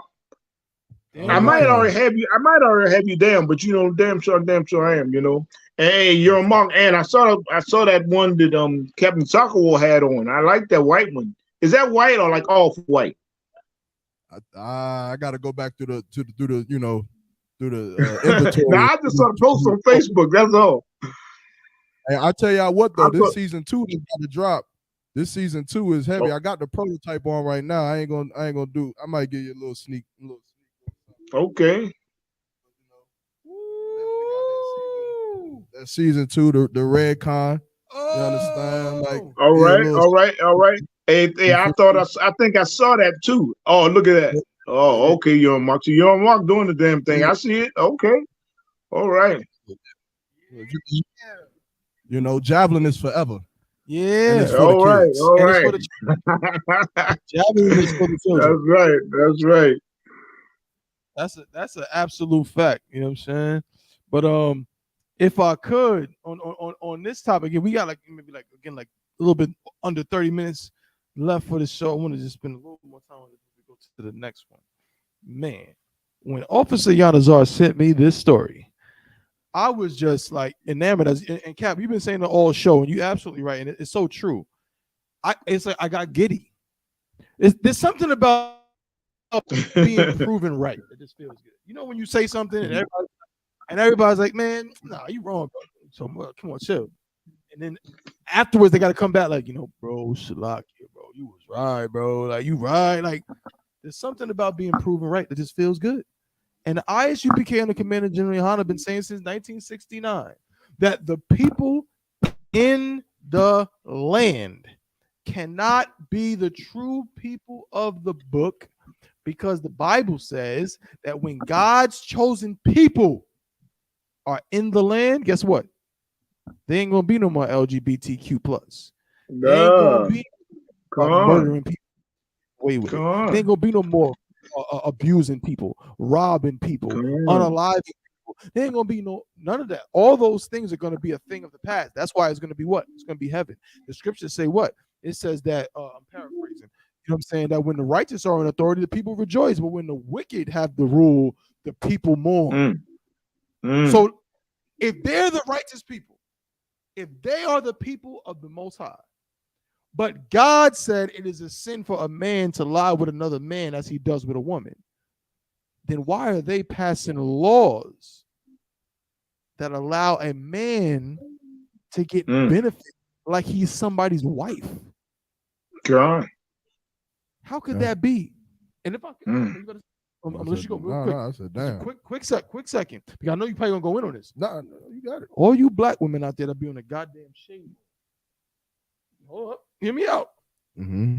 All you sisters out there that want to talk about a marriage license, that want to talk about are you? And if you like it, then you should have put a ring on it.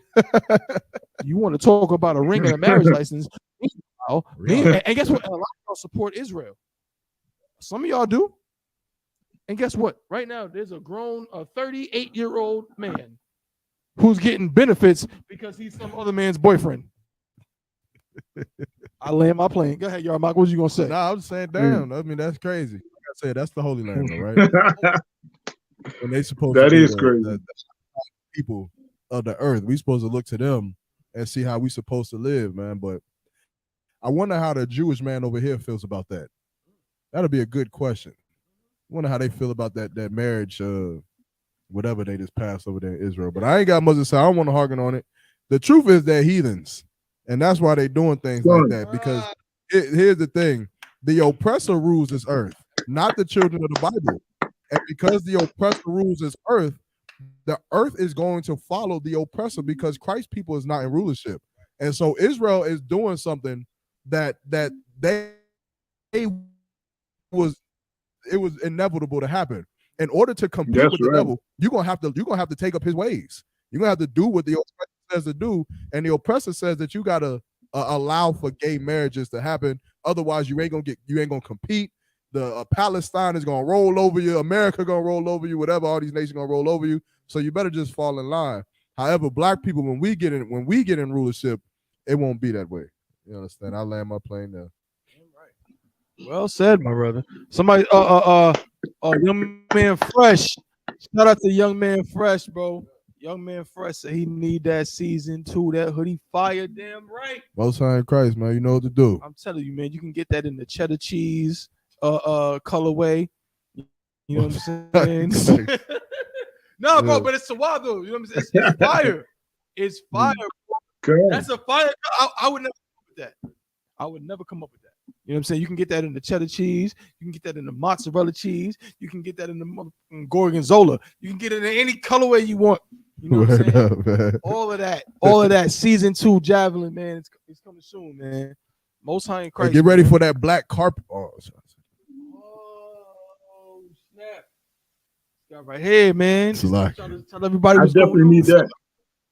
So like, get that that might be the season 3 of the black carpet. Yeah, that's what I was gonna say. That sounds so wild. The 55th Passover edition, the 5/5 55th. I got an idea too, right? Yeah. And like I was thinking, like taking the skyline of Durham, right? Season 3, 55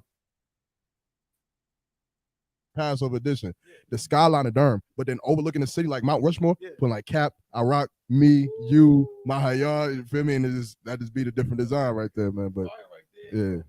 See, this brother right here is an innovator. All You know what right. I'm saying? Shout out to that Javelin wear. You know what I'm saying? You can still put in your orders, man. Season 2, it's not out yet, but it's on the way, man. You want to get with him, contact him directly. You want to get in early. You understand? It's like buying somebody's rookie card. You better get it now. Get it right now, because in a few years, the price is going to. What Joe say? Yesterday's price is not today's price. So you better get it right now. Word up. Get it now. You understand? Most High in Christ. Of course, YAHANNA is my 2, so you know what I'm saying? The price for me gonna be different, you know what I'm saying, all the time. You know what I'm saying? You know, good night. Salaki. Brotherhood is in short supply, but it's all good. You know what I mean? We're gonna make it work. We had to dip. Oh, okay, Most High in Christ. I was like, where Kual go, man? Come. No sweat. We're gonna talk about one more thing, man. We're gonna get up out of here. Salakia. Stop sharing this. Stop sharing that as well. Yo, shout out to young man Fresh too, man. Whoa, brother, he's been definitely supporting since day one. You understand? Definitely been one of the heavy supporters. You understand? So yeah, the water to you, brother. Young man Fresh. Shout out to young man Freshman. That's a good brother right there. You know what I'm saying? Good brother coming in. You know what I'm saying? Been watching the classes online. Yeah. You know what I'm saying? And if you need the plug on the shoes, yep. The bullies, you understand? If you need them dogs or whatnot, I ain't really all too much into the dogs. I'm definitely gonna get a dog one day though. You understand? So if you need them dogs, the legit paperwork, all that, hit up young man Fresh, man. If y'all need to get his contact information, hit me up on Facebook. I'll send you his way. Damn right. I want to talk about last thing I want to talk about, because I just found it so funny. I want to find a direct clip. That's G. That's crazy about that. You know, I seen him. Mm-hmm. He did a security job for him, and obviously his woman. Mm-hmm. I did a security job for him. Well, not me, but us and the U.P.K. job. Yeah. You understand? Well, obviously his woman was there, but it's just crazy. He's seeing like how they were. You understand? Well, but the brothers did security for him and Jeannie Mai? Yeah. Well, like it wasn't like she wasn't a point of interest, but obviously it's his woman. Yeah, he was right. She was right beside him the whole time. And I remember after doing that security gig, I did not like Jeezy no more. Like I didn't like him because I felt like he was too good for black people. I mean, he was in the club, right? He was in the club, and they playing his songs, and everybody, you know, pumping his music. He's sitting like say me and you is Jeezy right here, and the crowd is right here, and they bump. They turn to face him, and he just like, yeah, and I'm just like, yo, bro, sitting up here like, get with your people, man. They love your music, bro. You understand? And then here come Boosie. Boosie, we go get Boosie from out the you know, the other entrance where the celebrities come in and whatnot. And he get out the car, man. Who is these niggas with these spikes on their arms, man? I need these niggas with me. You understand? So we walk him up in there. We start playing Boosie. Like, you know, he rocking with his people. And I was like, see, that's a real nigga. I don't know Boosie or nothing like that. But from what I seen, I'm like, that's a real nigga. But then what Jeezy did, I'm like, yo, that was lame, Mark. That was lame. You shouldn't even been there. I don't know if it was because of his woman or because he just a lame nigga. But that was my experience, That's man. a shame too, because yeah. Probably both. Yeah, right. I was about to say the same thing, sir. It's probably it's very shameful because I mean, Jeezy. I'm just speaking for my generation. My generation, you know what I'm saying? I'm like a 90s baby, early 90s baby, excuse me. And Jeezy in New York, for us, Jeezy was like our introduction to the South. The bridge. He was like the bridge between us and the South. Right. Because he was doing songs with Hov. Right. He was doing songs with a lot of New York dudes. And I remember when I was in high school, he was one of the few. At the time, it was very few. He was one of the few. It was him and like Wayne. Dudes in my time, dudes in New York wasn't messing with T.I. that much.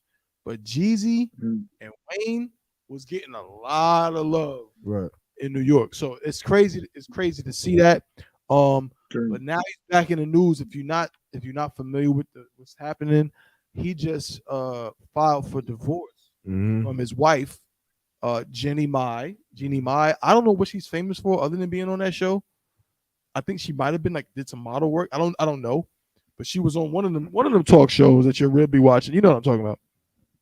The View and the this and all of that.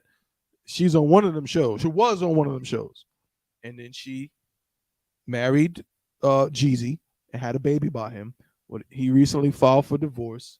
They are currently separated. They are no longer together. Well, he just had a sit down with Nia Long. All the sisters sit down. Now, Cap. Obviously, Yarmak might wear it. You know, obviously, Yarmak is a little bit younger, even though he'll tell you he's 38. I'm 38. Right, but he's a little younger. He may not remember when Nia Long was like one of the baddest joints. Stop playing. I remember she was doing movies like what's the movie she did with the nigga off of you know, of the Ricky. What's Ricky's real name? Morris Chestnut. Yeah, come. Yeah, Ricky's Morris Chestnut. Yeah, she was doing movies with Morris. What's that movie? Boys in the Hood. No, I forgot the name of it. I know she's in Boys in the Hood. Okay, well, this came after Boys in the Hood, though. Okay. So you talking about way back then. It did. Yeah, Friday. Yeah. I think my rib was watching it. I can't remember the name of the movie though. Morris Chestnut was but I know more. I'm saying Morris Chestnut. The Morris Chestnut movie I'm talking about came a little bit after Friday, after Boys in the Hood. Was in it? Yeah, they was like lovers. Like they was Best Man. No, bro. No. It was like Nia Long's not in Best Man. I'm not talking about. Tripping. My bad. See what you talking about? I'm talking. Yo, who's in the chat? Where the black people at? Help us. Remember, like at the end of the movie, he was like, "Would you drink apple martini?" She was like a businesswoman. No, she's not in that movie. What movie? You thinking of Two Can Play That Game? Damn, she's not in that. You're right. That's Vivica A. Yeah, that's you right. I'm thinking about Vivica. Yeah, was in the Hood. Chestnut. Nia Long was in Friday. Hold on. Nia Long was. I thought y'all talking about that other movie. It was another movie with Morris Chestnut. It was one movie with Morris Chestnut though, wasn't it? I'm thinking. I'm confused now. Yo, all these black people being the same. Yeah, y'all got me mixed up now. I don't even. Hold on now. I gotta look this up now. Which one is Nia? Y'all got me mixed up now. Right. Hold on. God, oh, God. I can't let y'all just slay me like that, man. I know. Okay, wait. This is Nia Long. That's Nia Long. That she was the one. No, you're right. Hold on, bro. I'm confused. Hold on. Let me look up Vivica A. Fox. Hold on. Vivica A. Fox was in Two Can Play That Game. So, Lockie, the brief intermission as we find out what film YAHANNA is trying to find. Because this is the crazy. Sister when I said Best Man. What? So, Lockie, sis was Nia Long? I can't remember. She wasn't Best Man. Because I'm kind I actually know a girl. I went to school with a girl that was in Best Man. You know what I'm saying? And at the end of that movie, the first movie, when they're at the wedding and there's like the flower girls throwing the flowers, one of the girls that's one of the flower girls, we went to school together. Yo, they look too much alike. Chill, bro. Bro, look at that picture, right? And then just look at this. Like, come on, bro. So Nia Long was in Are We There Yet? She was the woman of Are We There Yet? Yes. Okay. Yes. And Vivica A. Fox is Vivica A. Fox is Two Can Play Yeah. That Game. y'all done threw me totally off. Yeah. She's in all the movies. Yeah. She was in a lot. Vivica A. Fox was in a lot. Okay, but Yeah. we talking about Nia Long. Nia Long. They are two different people. Nia Long. Nia From Long in the Brooklyn. 90s. From Brooklyn. Nia Long. Cap. If I'm capping, tell me. Let them know, Cap. In the 90s. Now, I get why you're saying that because Vivica A. Fox was known too. In the 90s, it was like Vivica, Nia Long, Yeah. Jada Pinkett. She played in Love Jones. Who Nia Long was in Love Jones Yeah. with Lorenz Tate. Yep. And In Too Deep. And she was in everything. The Best Man, though. Yeah, she was in the best. I said, my bad. I didn't remember, but she was in the Best Man. Okay. She was in the best. And Morris Chestnut is in the Best Man. But she wasn't Morris Chestnut's girl in the Best Man. Right. It was that other girl that was a hoe. Yeah. I might get slack on that. Yeah, you might. I don't know. She was. Look. I never really watched the She had sex with that man. She should have. It was his man's, right? Tay Diggs. Tay Diggs. She Yo, had is sex, that what happened? Yeah, she had sex with Tay Diggs on some. What the scripture say in Ecclesiasticus 99? Drink not with another man's wife. She was already with her. They was kind of, I guess, together, like talking, or at least the brother Tay Diggs knew Morris Chestnut was, had the house for her. But of course, they drinking, they getting emotional, and then they end up having sex, one and done, and they never said nothing about it. And then he like, yo, go talk to her, like, go get her. So the whole time it's like his man is going to, fall in love with this girl, and he's holding him back, like, I can't tell him. Yeah, I know I hit it. I can't tell you though. Yo, that's crazy. We should take movie scenes and turn them into topics. No, for real. That's insane. For real. Especially. Yeah. Listen, I never watched that movie from beginning to end. So I've seen clips. And like I said, I went to school with a girl that was in the movie. So I know about it. Yeah, she a hoe. I don't care how they try to paint that movie. They try to make it all sad. Yeah, she died. Yeah, it was sad. She died of cancer and all of that. Oh, I'm sorry. I mean, it came out like 20 years ago. 2 years. But yeah, she died of cancer. Look, they about to go crazy. Don't talk about my girl. Look, she was a hoe. She should have stayed with Tay Diggs. Yeah, you understand? Now Tay Diggs and All American, all that, man. Morris Chestnut. Well said, brother. Hey, let us know. Do y'all like these kind of topics? Y'all want us to go in on movies? Over the top of one. Me and this brother right here, man. This is my guy. This is my two right here. We love movies. Every time we link up, we start talking about different films, classic joints from the 70s, 80s. We talk about all kind of movies. I'll give you one.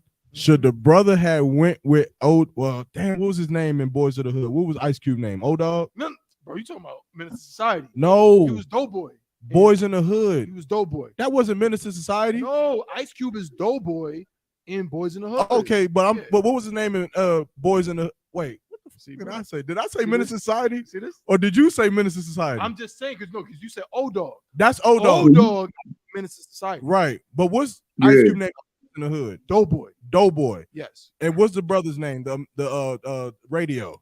Trey. Trey. Should Trey have went with Doughboy and Boys in the Hood To go ride on them cats. that Furious killed and Ricky? them. Not Yeah, Furious. Furious is the dad. I forgot the cat's name that killed Ricky. Kill Ricky. Excuse me, kill Ricky. I'm wearing his shirt. Oh. Yeah. Should he have rolled with Doughboy to go kill this nigga right here?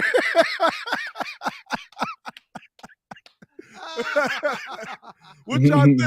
I mean, hey, look, because it was definitely the smart thing to do, right? To get out the car, but in the spirit of brotherhood. I think they should have got counsel. They should have got some. I'm counsel. saying, like, let's take the seriousness off of it, right? Right. Let's take If you hey, you're a monk. If you saying the spirit of brotherhood, he should have went with him.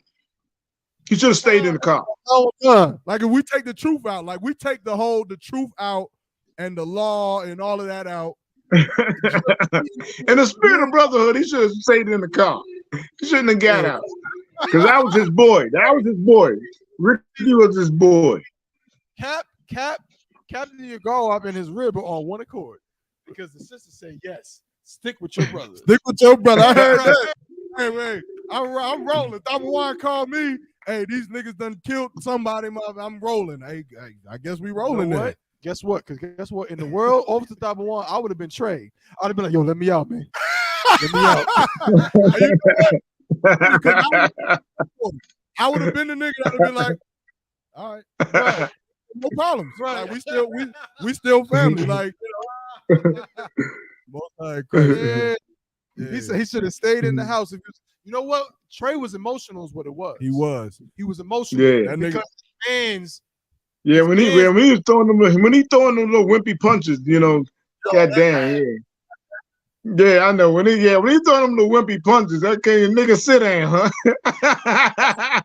That's one of the most cringe scenes in movie history. Like, what are you doing? Did you see the one with Snoop Dogg reenacting? Like, yo, that is hilarious. Yeah, so oh man, to bring it all the way back, if he had javelin on, he wouldn't behave himself that way. Was out without the water. This, you know what I'm saying? The sister with some heavy insight. Water cat. So Nia Long had to sit down. I was gonna say this last part before we clip it.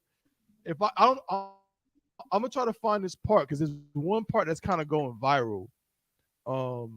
With Jeezy talking to Nia Long, having this sit down, basically in the aftermath of his divorce from Jeannie Mai, right? So there's one part that everybody is like laughing at and talking about, and I want to try to get it. So, the exact part. So I'm gonna type it. Let me see. Jeezy. Nia Long.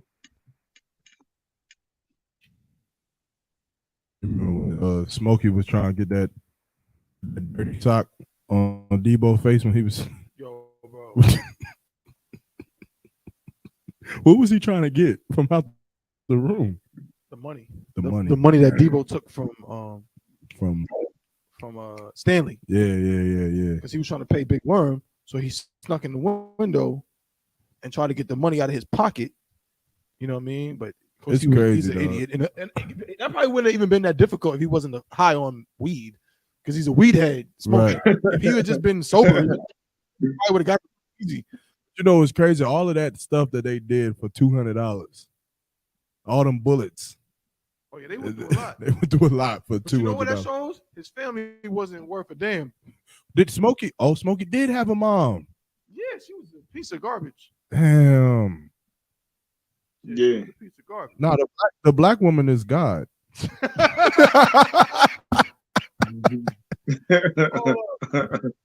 Dare you say anything about black women? Where was his father at? Right. Where was his father at?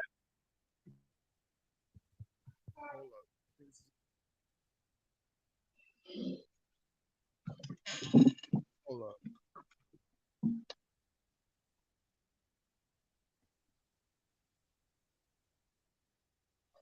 Oh, you a man now. Oh, you a man now. She know.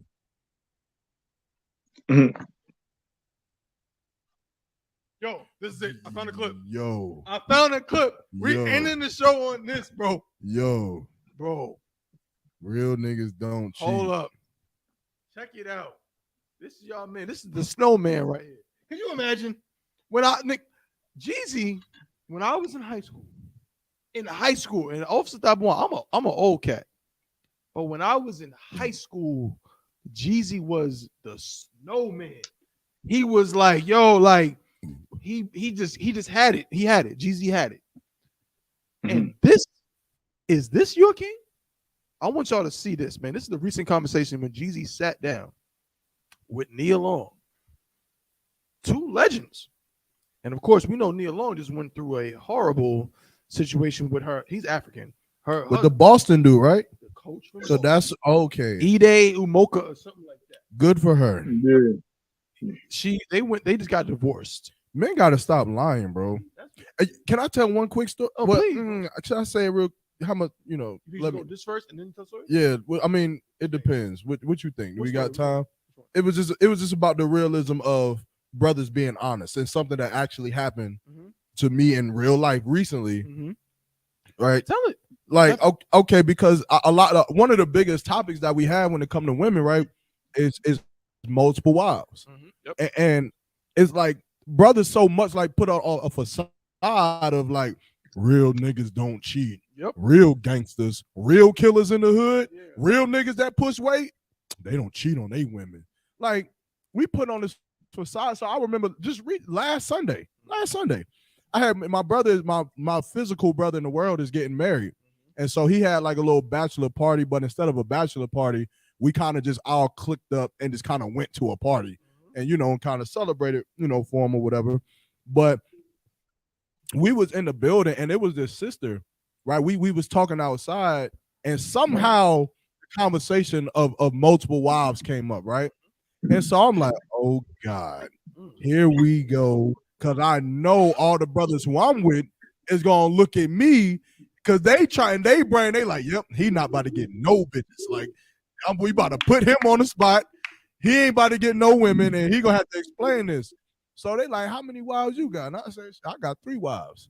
You understand? They like, you got 3. How does that work? And then I start breaking it down. And these women, they outside, they listening. And here's the thing, after about 30 minutes, you would have thought that these women would have all ran away. These women started showing their interest in coming to class, learning more, because they were saying, I've never met a man that was as honest as you. I never met a man that would sit here and really tell you that, a man can have more than one wife and does it and has the evidence and the proof behind the Bible to be able to prove and assess why he does what he does. And I remember just sitting there in that moment, looking at all of the brothers around. And I remember just thinking like, yeah, nigga, you wish you was me. You wish you was me.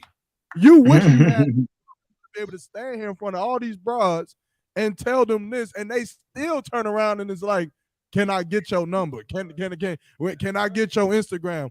Brothers, y'all gotta stop being cowards, man. Stop being like women are women, man. Stop not to down women. You understand? Not to down our sisters, but sisters, they gonna follow the brothers, man. If brothers say tomorrow, we don't want no woman unless she wears red t-shirts, guess what? Eventually, they gonna put on them damn red t-shirts because they want that man. Cool. You understand? So, but that was just my personal experience for all the young brothers that's coming up. That's into heavy. the truth. Don't tell no sister that you believe in monogamy and you don't. No, but the brother saying is so true. Cap, we're gonna show this video. I want to get your input in the show for today. But what the brother saying is so heavy, and it relates to this because what you are about to see. You want to talk about real niggas? Yeah, real niggas. Like some woman might look at it and be like, "Oh, Jesus, he's so kind." Oh my God, right? They might say that. So sophisticated. So sophisticated. You Educated. see, even your own. He's one of you, and even he understands what's going on. Guess what? Real niggas know what Jeezy's trying to do. Mm-hmm. Some of you real women, you know what he's trying to do as well. So let's take a look at this clip of Jeezy in the wake of his divorce having a conversation with the legendary Nia Long. Shout out to all the sisters in the truth that know exactly what Jeezy is doing. Yeah, shout out to the sisters in the truth that know exactly what Jesus, and they wouldn't fall for it. They would not fall They for would it. not fall. Sisters in the I.S.U.P.K. Get a sister in the I.S.U.P.K. in here, man. Hell yeah. Sisters in the I.S.U.P.K. would not fall. I feel like sisters in the school, right? They'll meet a man who start talking all that. I only want one queen, right? One woman. They be like, nigga, you gay. Get out of here. Like, what kind of man only wants one woman? Like, stop lying to yourself, man. Yeah, right. You starting a whole relationship on a Udoka and Nia Long. Well, apparently. And you got to know when it's time to be done. Right. And that's usually not about another person, an affair, or, you know, some chick that's willing to like make you feel like a king. Because that's why most men cheat. Most men cheat because that's fascinating to me. It's so gross. Oh, cheat. You don't think so? Hell no. What you say? Real niggas don't cheat. She ain't no diva. We ain't no diva. This nigga want Nia Long. Hey, that's Nia Long's ex, of course. He divorced from because of his infidelity. Hey, he African. Infidelity. Hey, can I correct myself real quick? Please. There is nothing wrong with a brother only wanting one woman.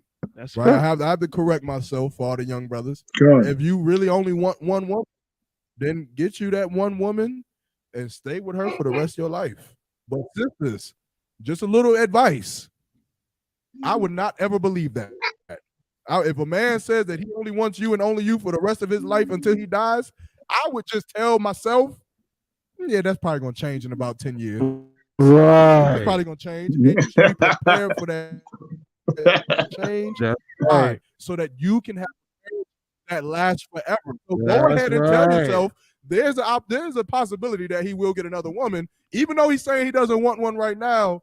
Just prepare yourself so that your relationship will last forever. And brothers, if I got counsel a long time ago from Jerome Hyman, and this is a sister who is no longer told me. He said, since she has a problem with you, because I was walking on Central's campus, right, a college. I wasn't even doing anything, but she causes big commotion because I was walking on campus trying to find moves, and so General Hyman said, obviously he has a problem with you getting another woman. Here's what you should do, anytime you do anything, tell her it's because you're trying to get another woman. If you go to Taco Bell for burritos, tell her you're going to get other women. If you're taking a shit in the bathroom, tell her it's because you're doing it to get other women, so that she'll just understand that you're going to have other women, and then with that information, she could do whatever makes her feel happy, because that's what she does anyway, right? So brothers and sisters, stop lying to ourselves, man. Let's be real, and let's get over this whole, real niggas don't cheat. I don't understand that, man. You're supposed to be a gangster. A gangster. Right. Gangster, like supposed to be the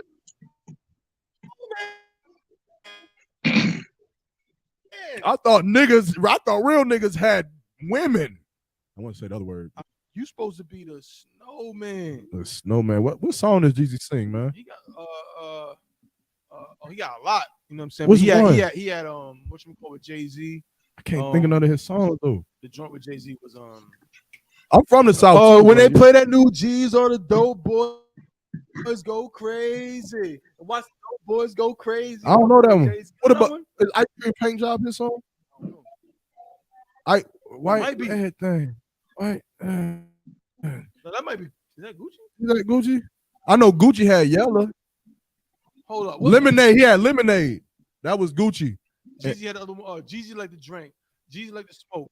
Jeezy like to mix Arm & Hammer with his coke. He had a lot of joints. I think I had that. Yeah, a I lot of joints back then. Man, shout out to Captain Akkad.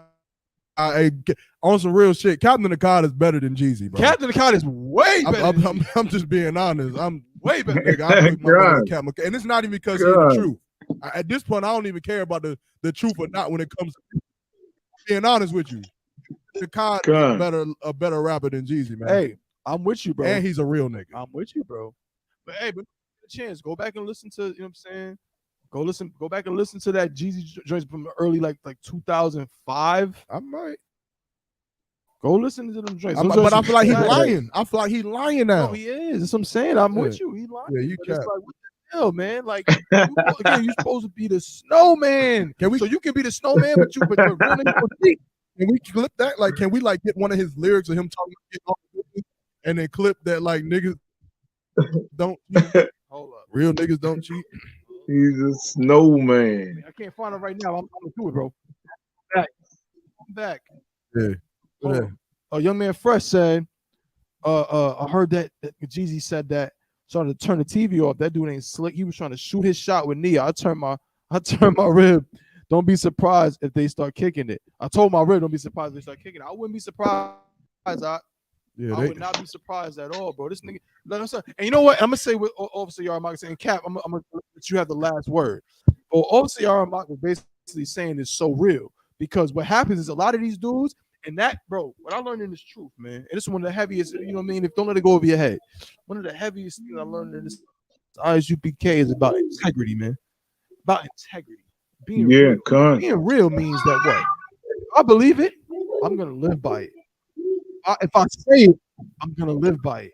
I ain't gonna play games and do all kind of little funny little slick things to benefit me in the moment. No, if I say that that's what I'm with, then that's what I'm with.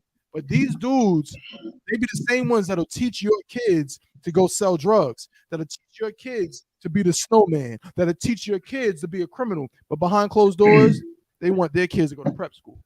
Behind closed doors, they want their kids to be good little boys. They'll teach your sons to be whoremongers, but then behind closed doors, they just want to get a nice wife and happy life. When he said about the thing about cheating, yeah, it was like it started F. What did he say? He said real niggas don't cheat. He said something else. I'm gonna play it again. Hold up. It was some other word he used. I was like, man, this nigga right here. Play it one more time, and I'll come to you, Captain. Salakia, we way over the time, but it's too wild, man. This setup is too awesome. What'd he say? Hold up, let me get the look at his face, bro. I know a nigga. That's you what see I'm a nigga saying. shaking his head like this? Nigga lying. He lying, bro. This is all it's all lies he's saying right now. Oh boy. Come on. So are they saying it's like a cut to her though? You gotta know when it's time to be done. Right. And that's usually not about another person, an affair, or you know, some chick that's willing to like make you feel like a king. Because that's why most men cheat. Most men cheat because that's so fascinating to me. That's what he said. So fascinating. But you know what's crazy though? She done told her herself. Right. You done told her yourself. So your man cheated because you didn't make him feel like a king. That's right. I think that's it. Closed case. Close the casket. Case closed. Body bag. Bitch. Close it. Well, that means that no one should ever date her. Right. You're not gonna feel like a king. You're not gonna feel like a king. If you want to feel like a king, don't date me alone. Deal along if you want to feel like a king. That's why her man cheated. But guess what though? She said in the same interview that when she was younger, all she dated was drug dealers. And a lot of people are saying that's why Jeezy shot his shot, because he realizing, oh, I'm actually more of her type because I have that history, I have that past. You know what I'm saying? So it could be a situation where, because guess what? If you get with a sister, if I'm wrong, tell me, Cap, you get with a sister, right? Mm-hmm. If she don't look at you the way she look at certain dudes, she'll be with you. She'll be around you, but eventually she gonna get tired of you. Eventually she gonna want to. What I mean is this. I get what you're saying. You know what I'm saying? It's true. Sometimes, especially when a woman gets a little bit older, she'll settle. But in the back of her mind, yeah, she really want that drug dealer that she wanted when she was 17. But that nigga is a diluted old. drug dealer now. He is now, but he's still G. He's still G. Rich. He's rich. He look like Sauce Santana. To hell with that.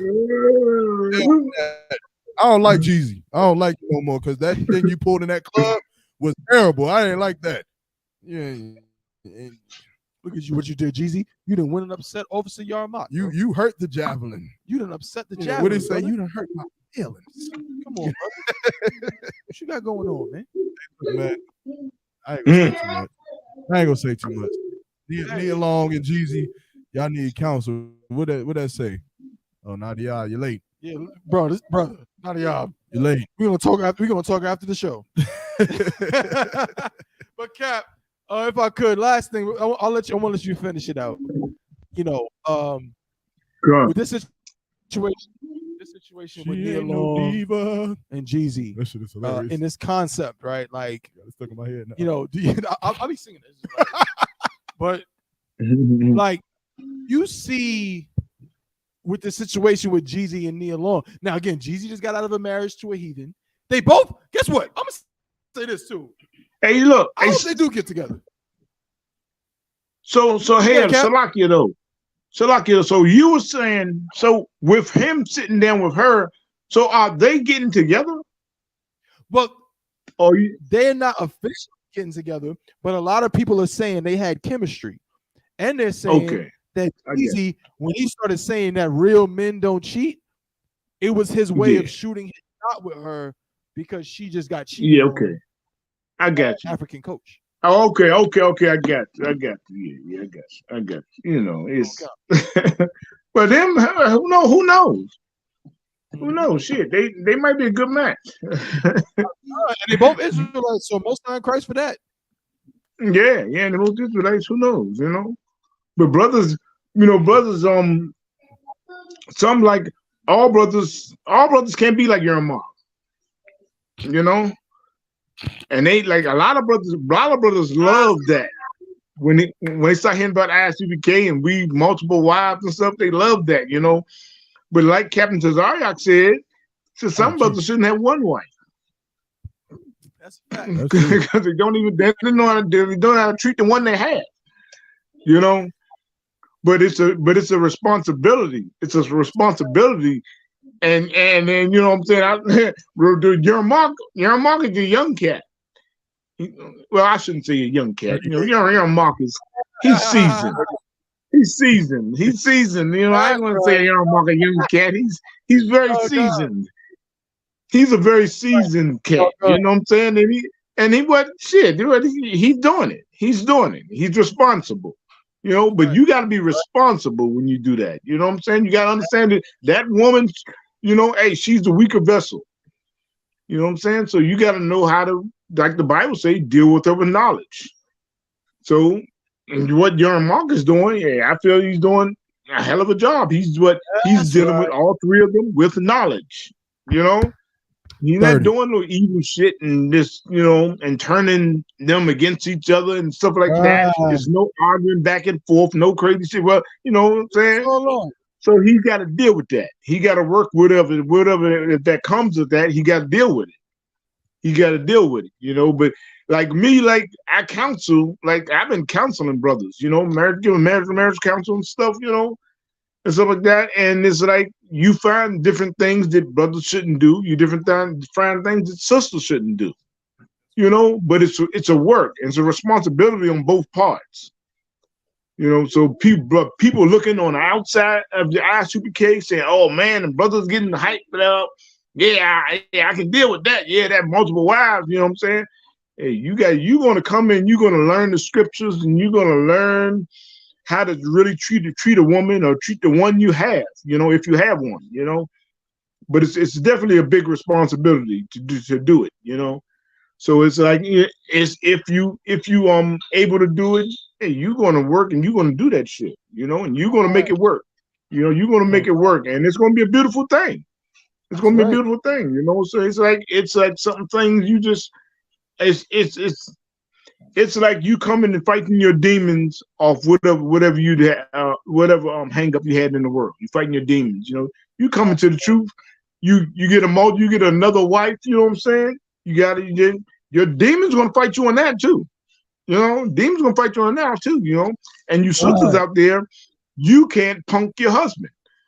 Don't punk your husband. You punk your husband like, oh, it's killing you. Because sometimes I had different brothers when I counseled different brothers, and it was hurting them that they were it was hurting their wife, the one that they with, you know, when they were courting another one, you know. Okay. So my counsel is to that brother is like, you know, brother, well, you're not really ready for that. You're not ready for that. She not ready for that, and you not ready for it either. You know, because she really, if she knows it's lawful and you not doing nothing wrong, then she got to get with it. No matter what, she got to get with it. You know, she got to get with it, understand it. Don't give the brother no flack because he taking another wife. It's a lawful. Right. It's a lawful unto God. It's a lawful. You know what I'm saying? Those are in our laws. You know, if he shall take another wife, but you got to make sure that what her duty of marriage, what you doing for her, it can't diminish. You know, you can't be sinful unto the Most High. You can taking another wife. You know, but it's definitely it's a big responsibility. The brothers really just, you know, when you come in, you got to get with it. You got to get with it. You know what I'm saying? You you know, like when I came in, it was like what 5 years before I took a rib. Mm-hmm. You know, because really I'm coming in from the world. It's like, man, I was like, man, I stopped. I'm gonna make it quick, but I stopped in the world. I said, all right, I said, well, you know, me being a Christian, you know, it got to the point with me. I'm just like, I'm not being a good father to my son. That's what I was feeling. I'm not being a good father to my son because my son's seeing all these different. I just broke up with his mother. You know, we divorced and everything. So I'm just like getting my son on the weekend, and he seeing me with another woman. You know, he seeing me with this woman, that one, no one. You know, and even one time we were riding down the road, and he said, "Daddy, you got a lot of lady friends." You know. And then he started, and you know, and he around about what 9 or 10 years old. Then he started naming them, you know, and he named about 7 women, you know, 7 or 8 women, you know. And I wasn't, even though I wasn't intimate with all of them, you know, but just most of them. But it like I felt so damn guilty. I was like, damn, I'm trying to lead him the right way, but what the hell am I showing him, you know? What the hell am I showing him, you know? So you know what? Me being a crazy Christian, I feel I'm gonna make a covenant with the Most High. And you know the covenant I made? I'm not gonna have sex no more until I'm married. Right. So that's right. So you know, guess what happened? Know what happened? Not knowing that sex is marriage. So look, I said, okay, the next time I have sex, that woman gonna be my marriage. That's gonna be my wife, you know?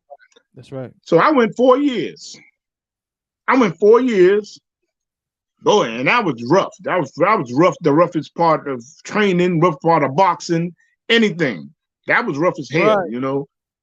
And sisters will throw the box at you. They was throwing the box at you. And you riding on the road, I'm riding down the road, they're throwing a box at the window, you know, box, they're throwing it, you know. You know, so I'm just being, I'm be strong, I'm gonna stay with it, you know. But you know what happened? I came into the truth. All this time, like I'm really searching. I'm trying to find this Bible. I'm trying to put this Bible about.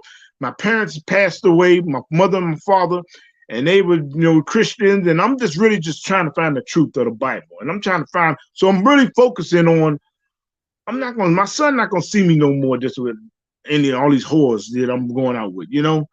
So I went 4 years, no sex.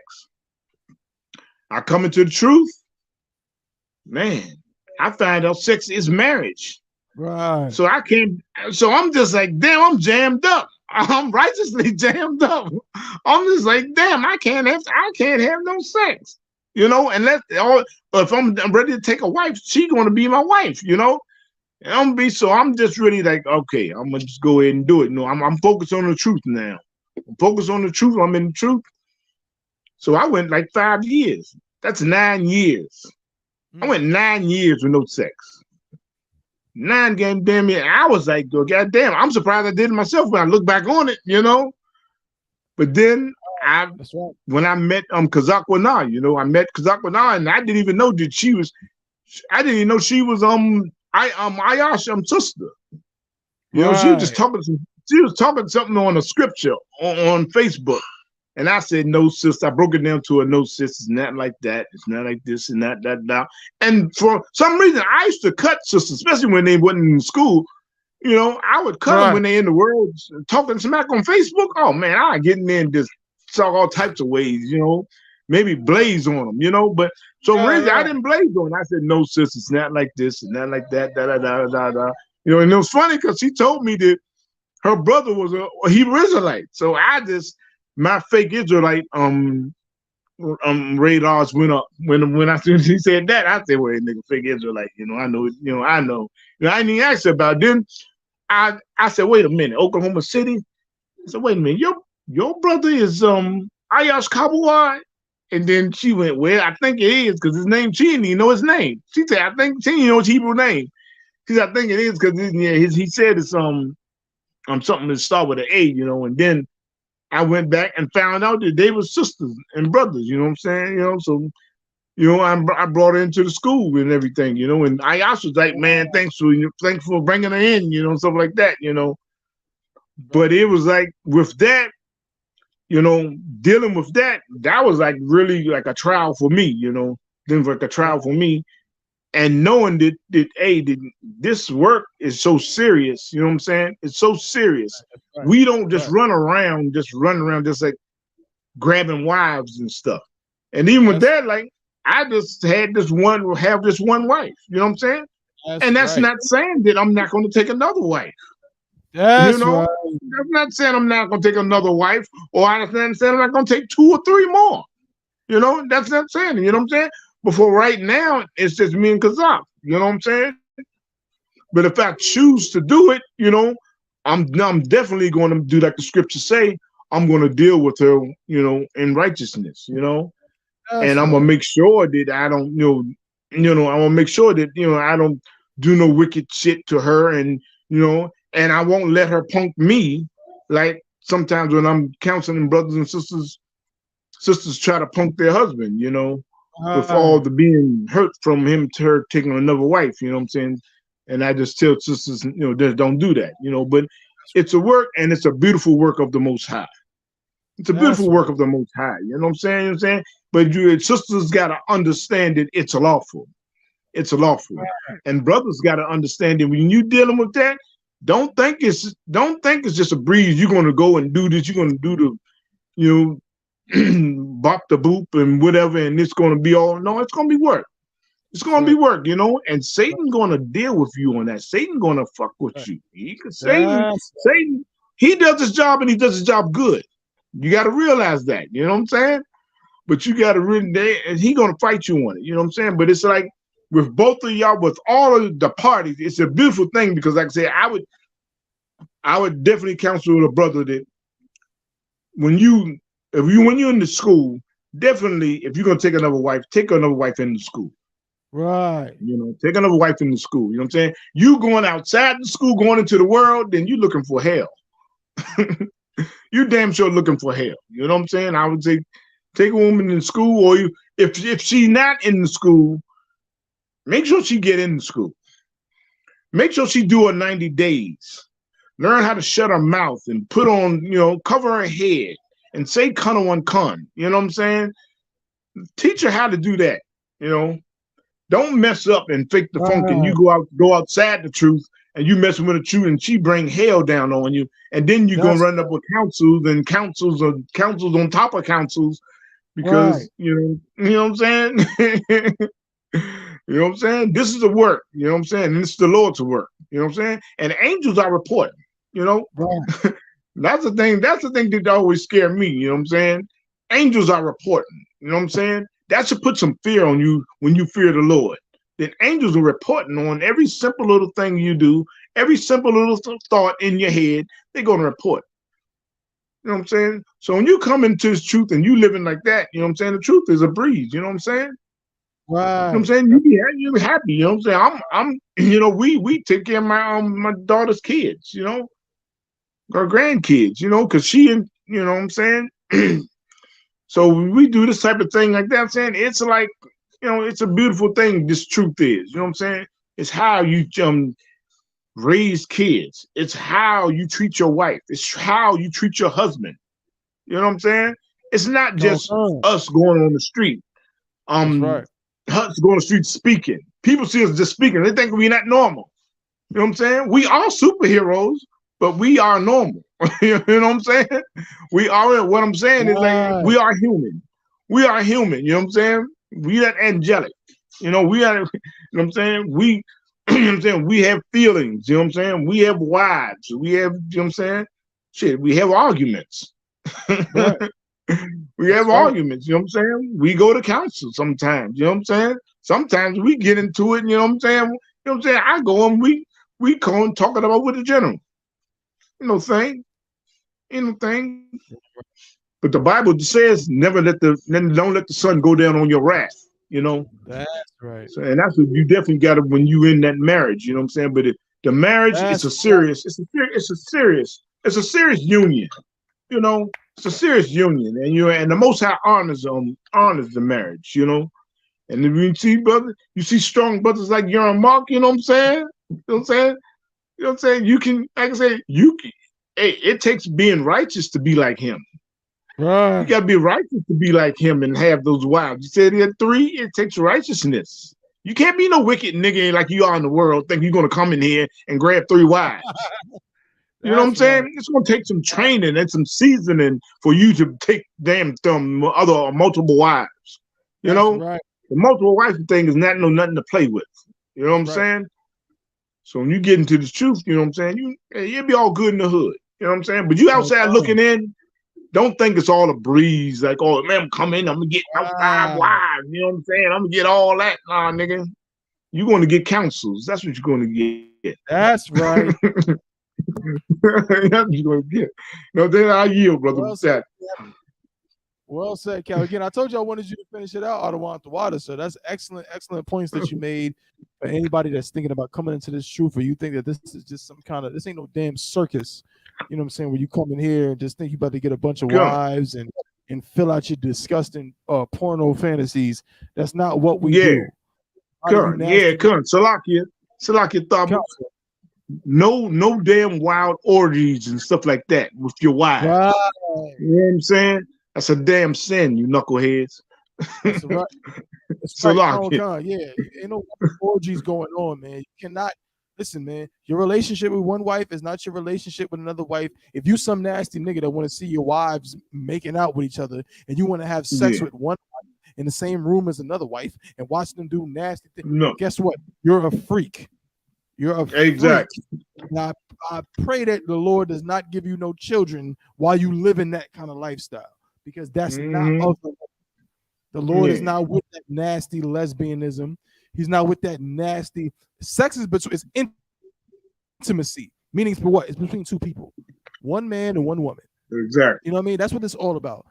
Turn into some freaky orgy or some freaky, you know what I'm saying? Some train or some nonsense. That's disgusting. And that's not what we're about. Okay, because that's not what the Bible is about. We might need to do something. That's it. Because, they can go out and mad different. You know what I mean? They can run trains and all kind of nasty stuff they did when they was in high school and in college.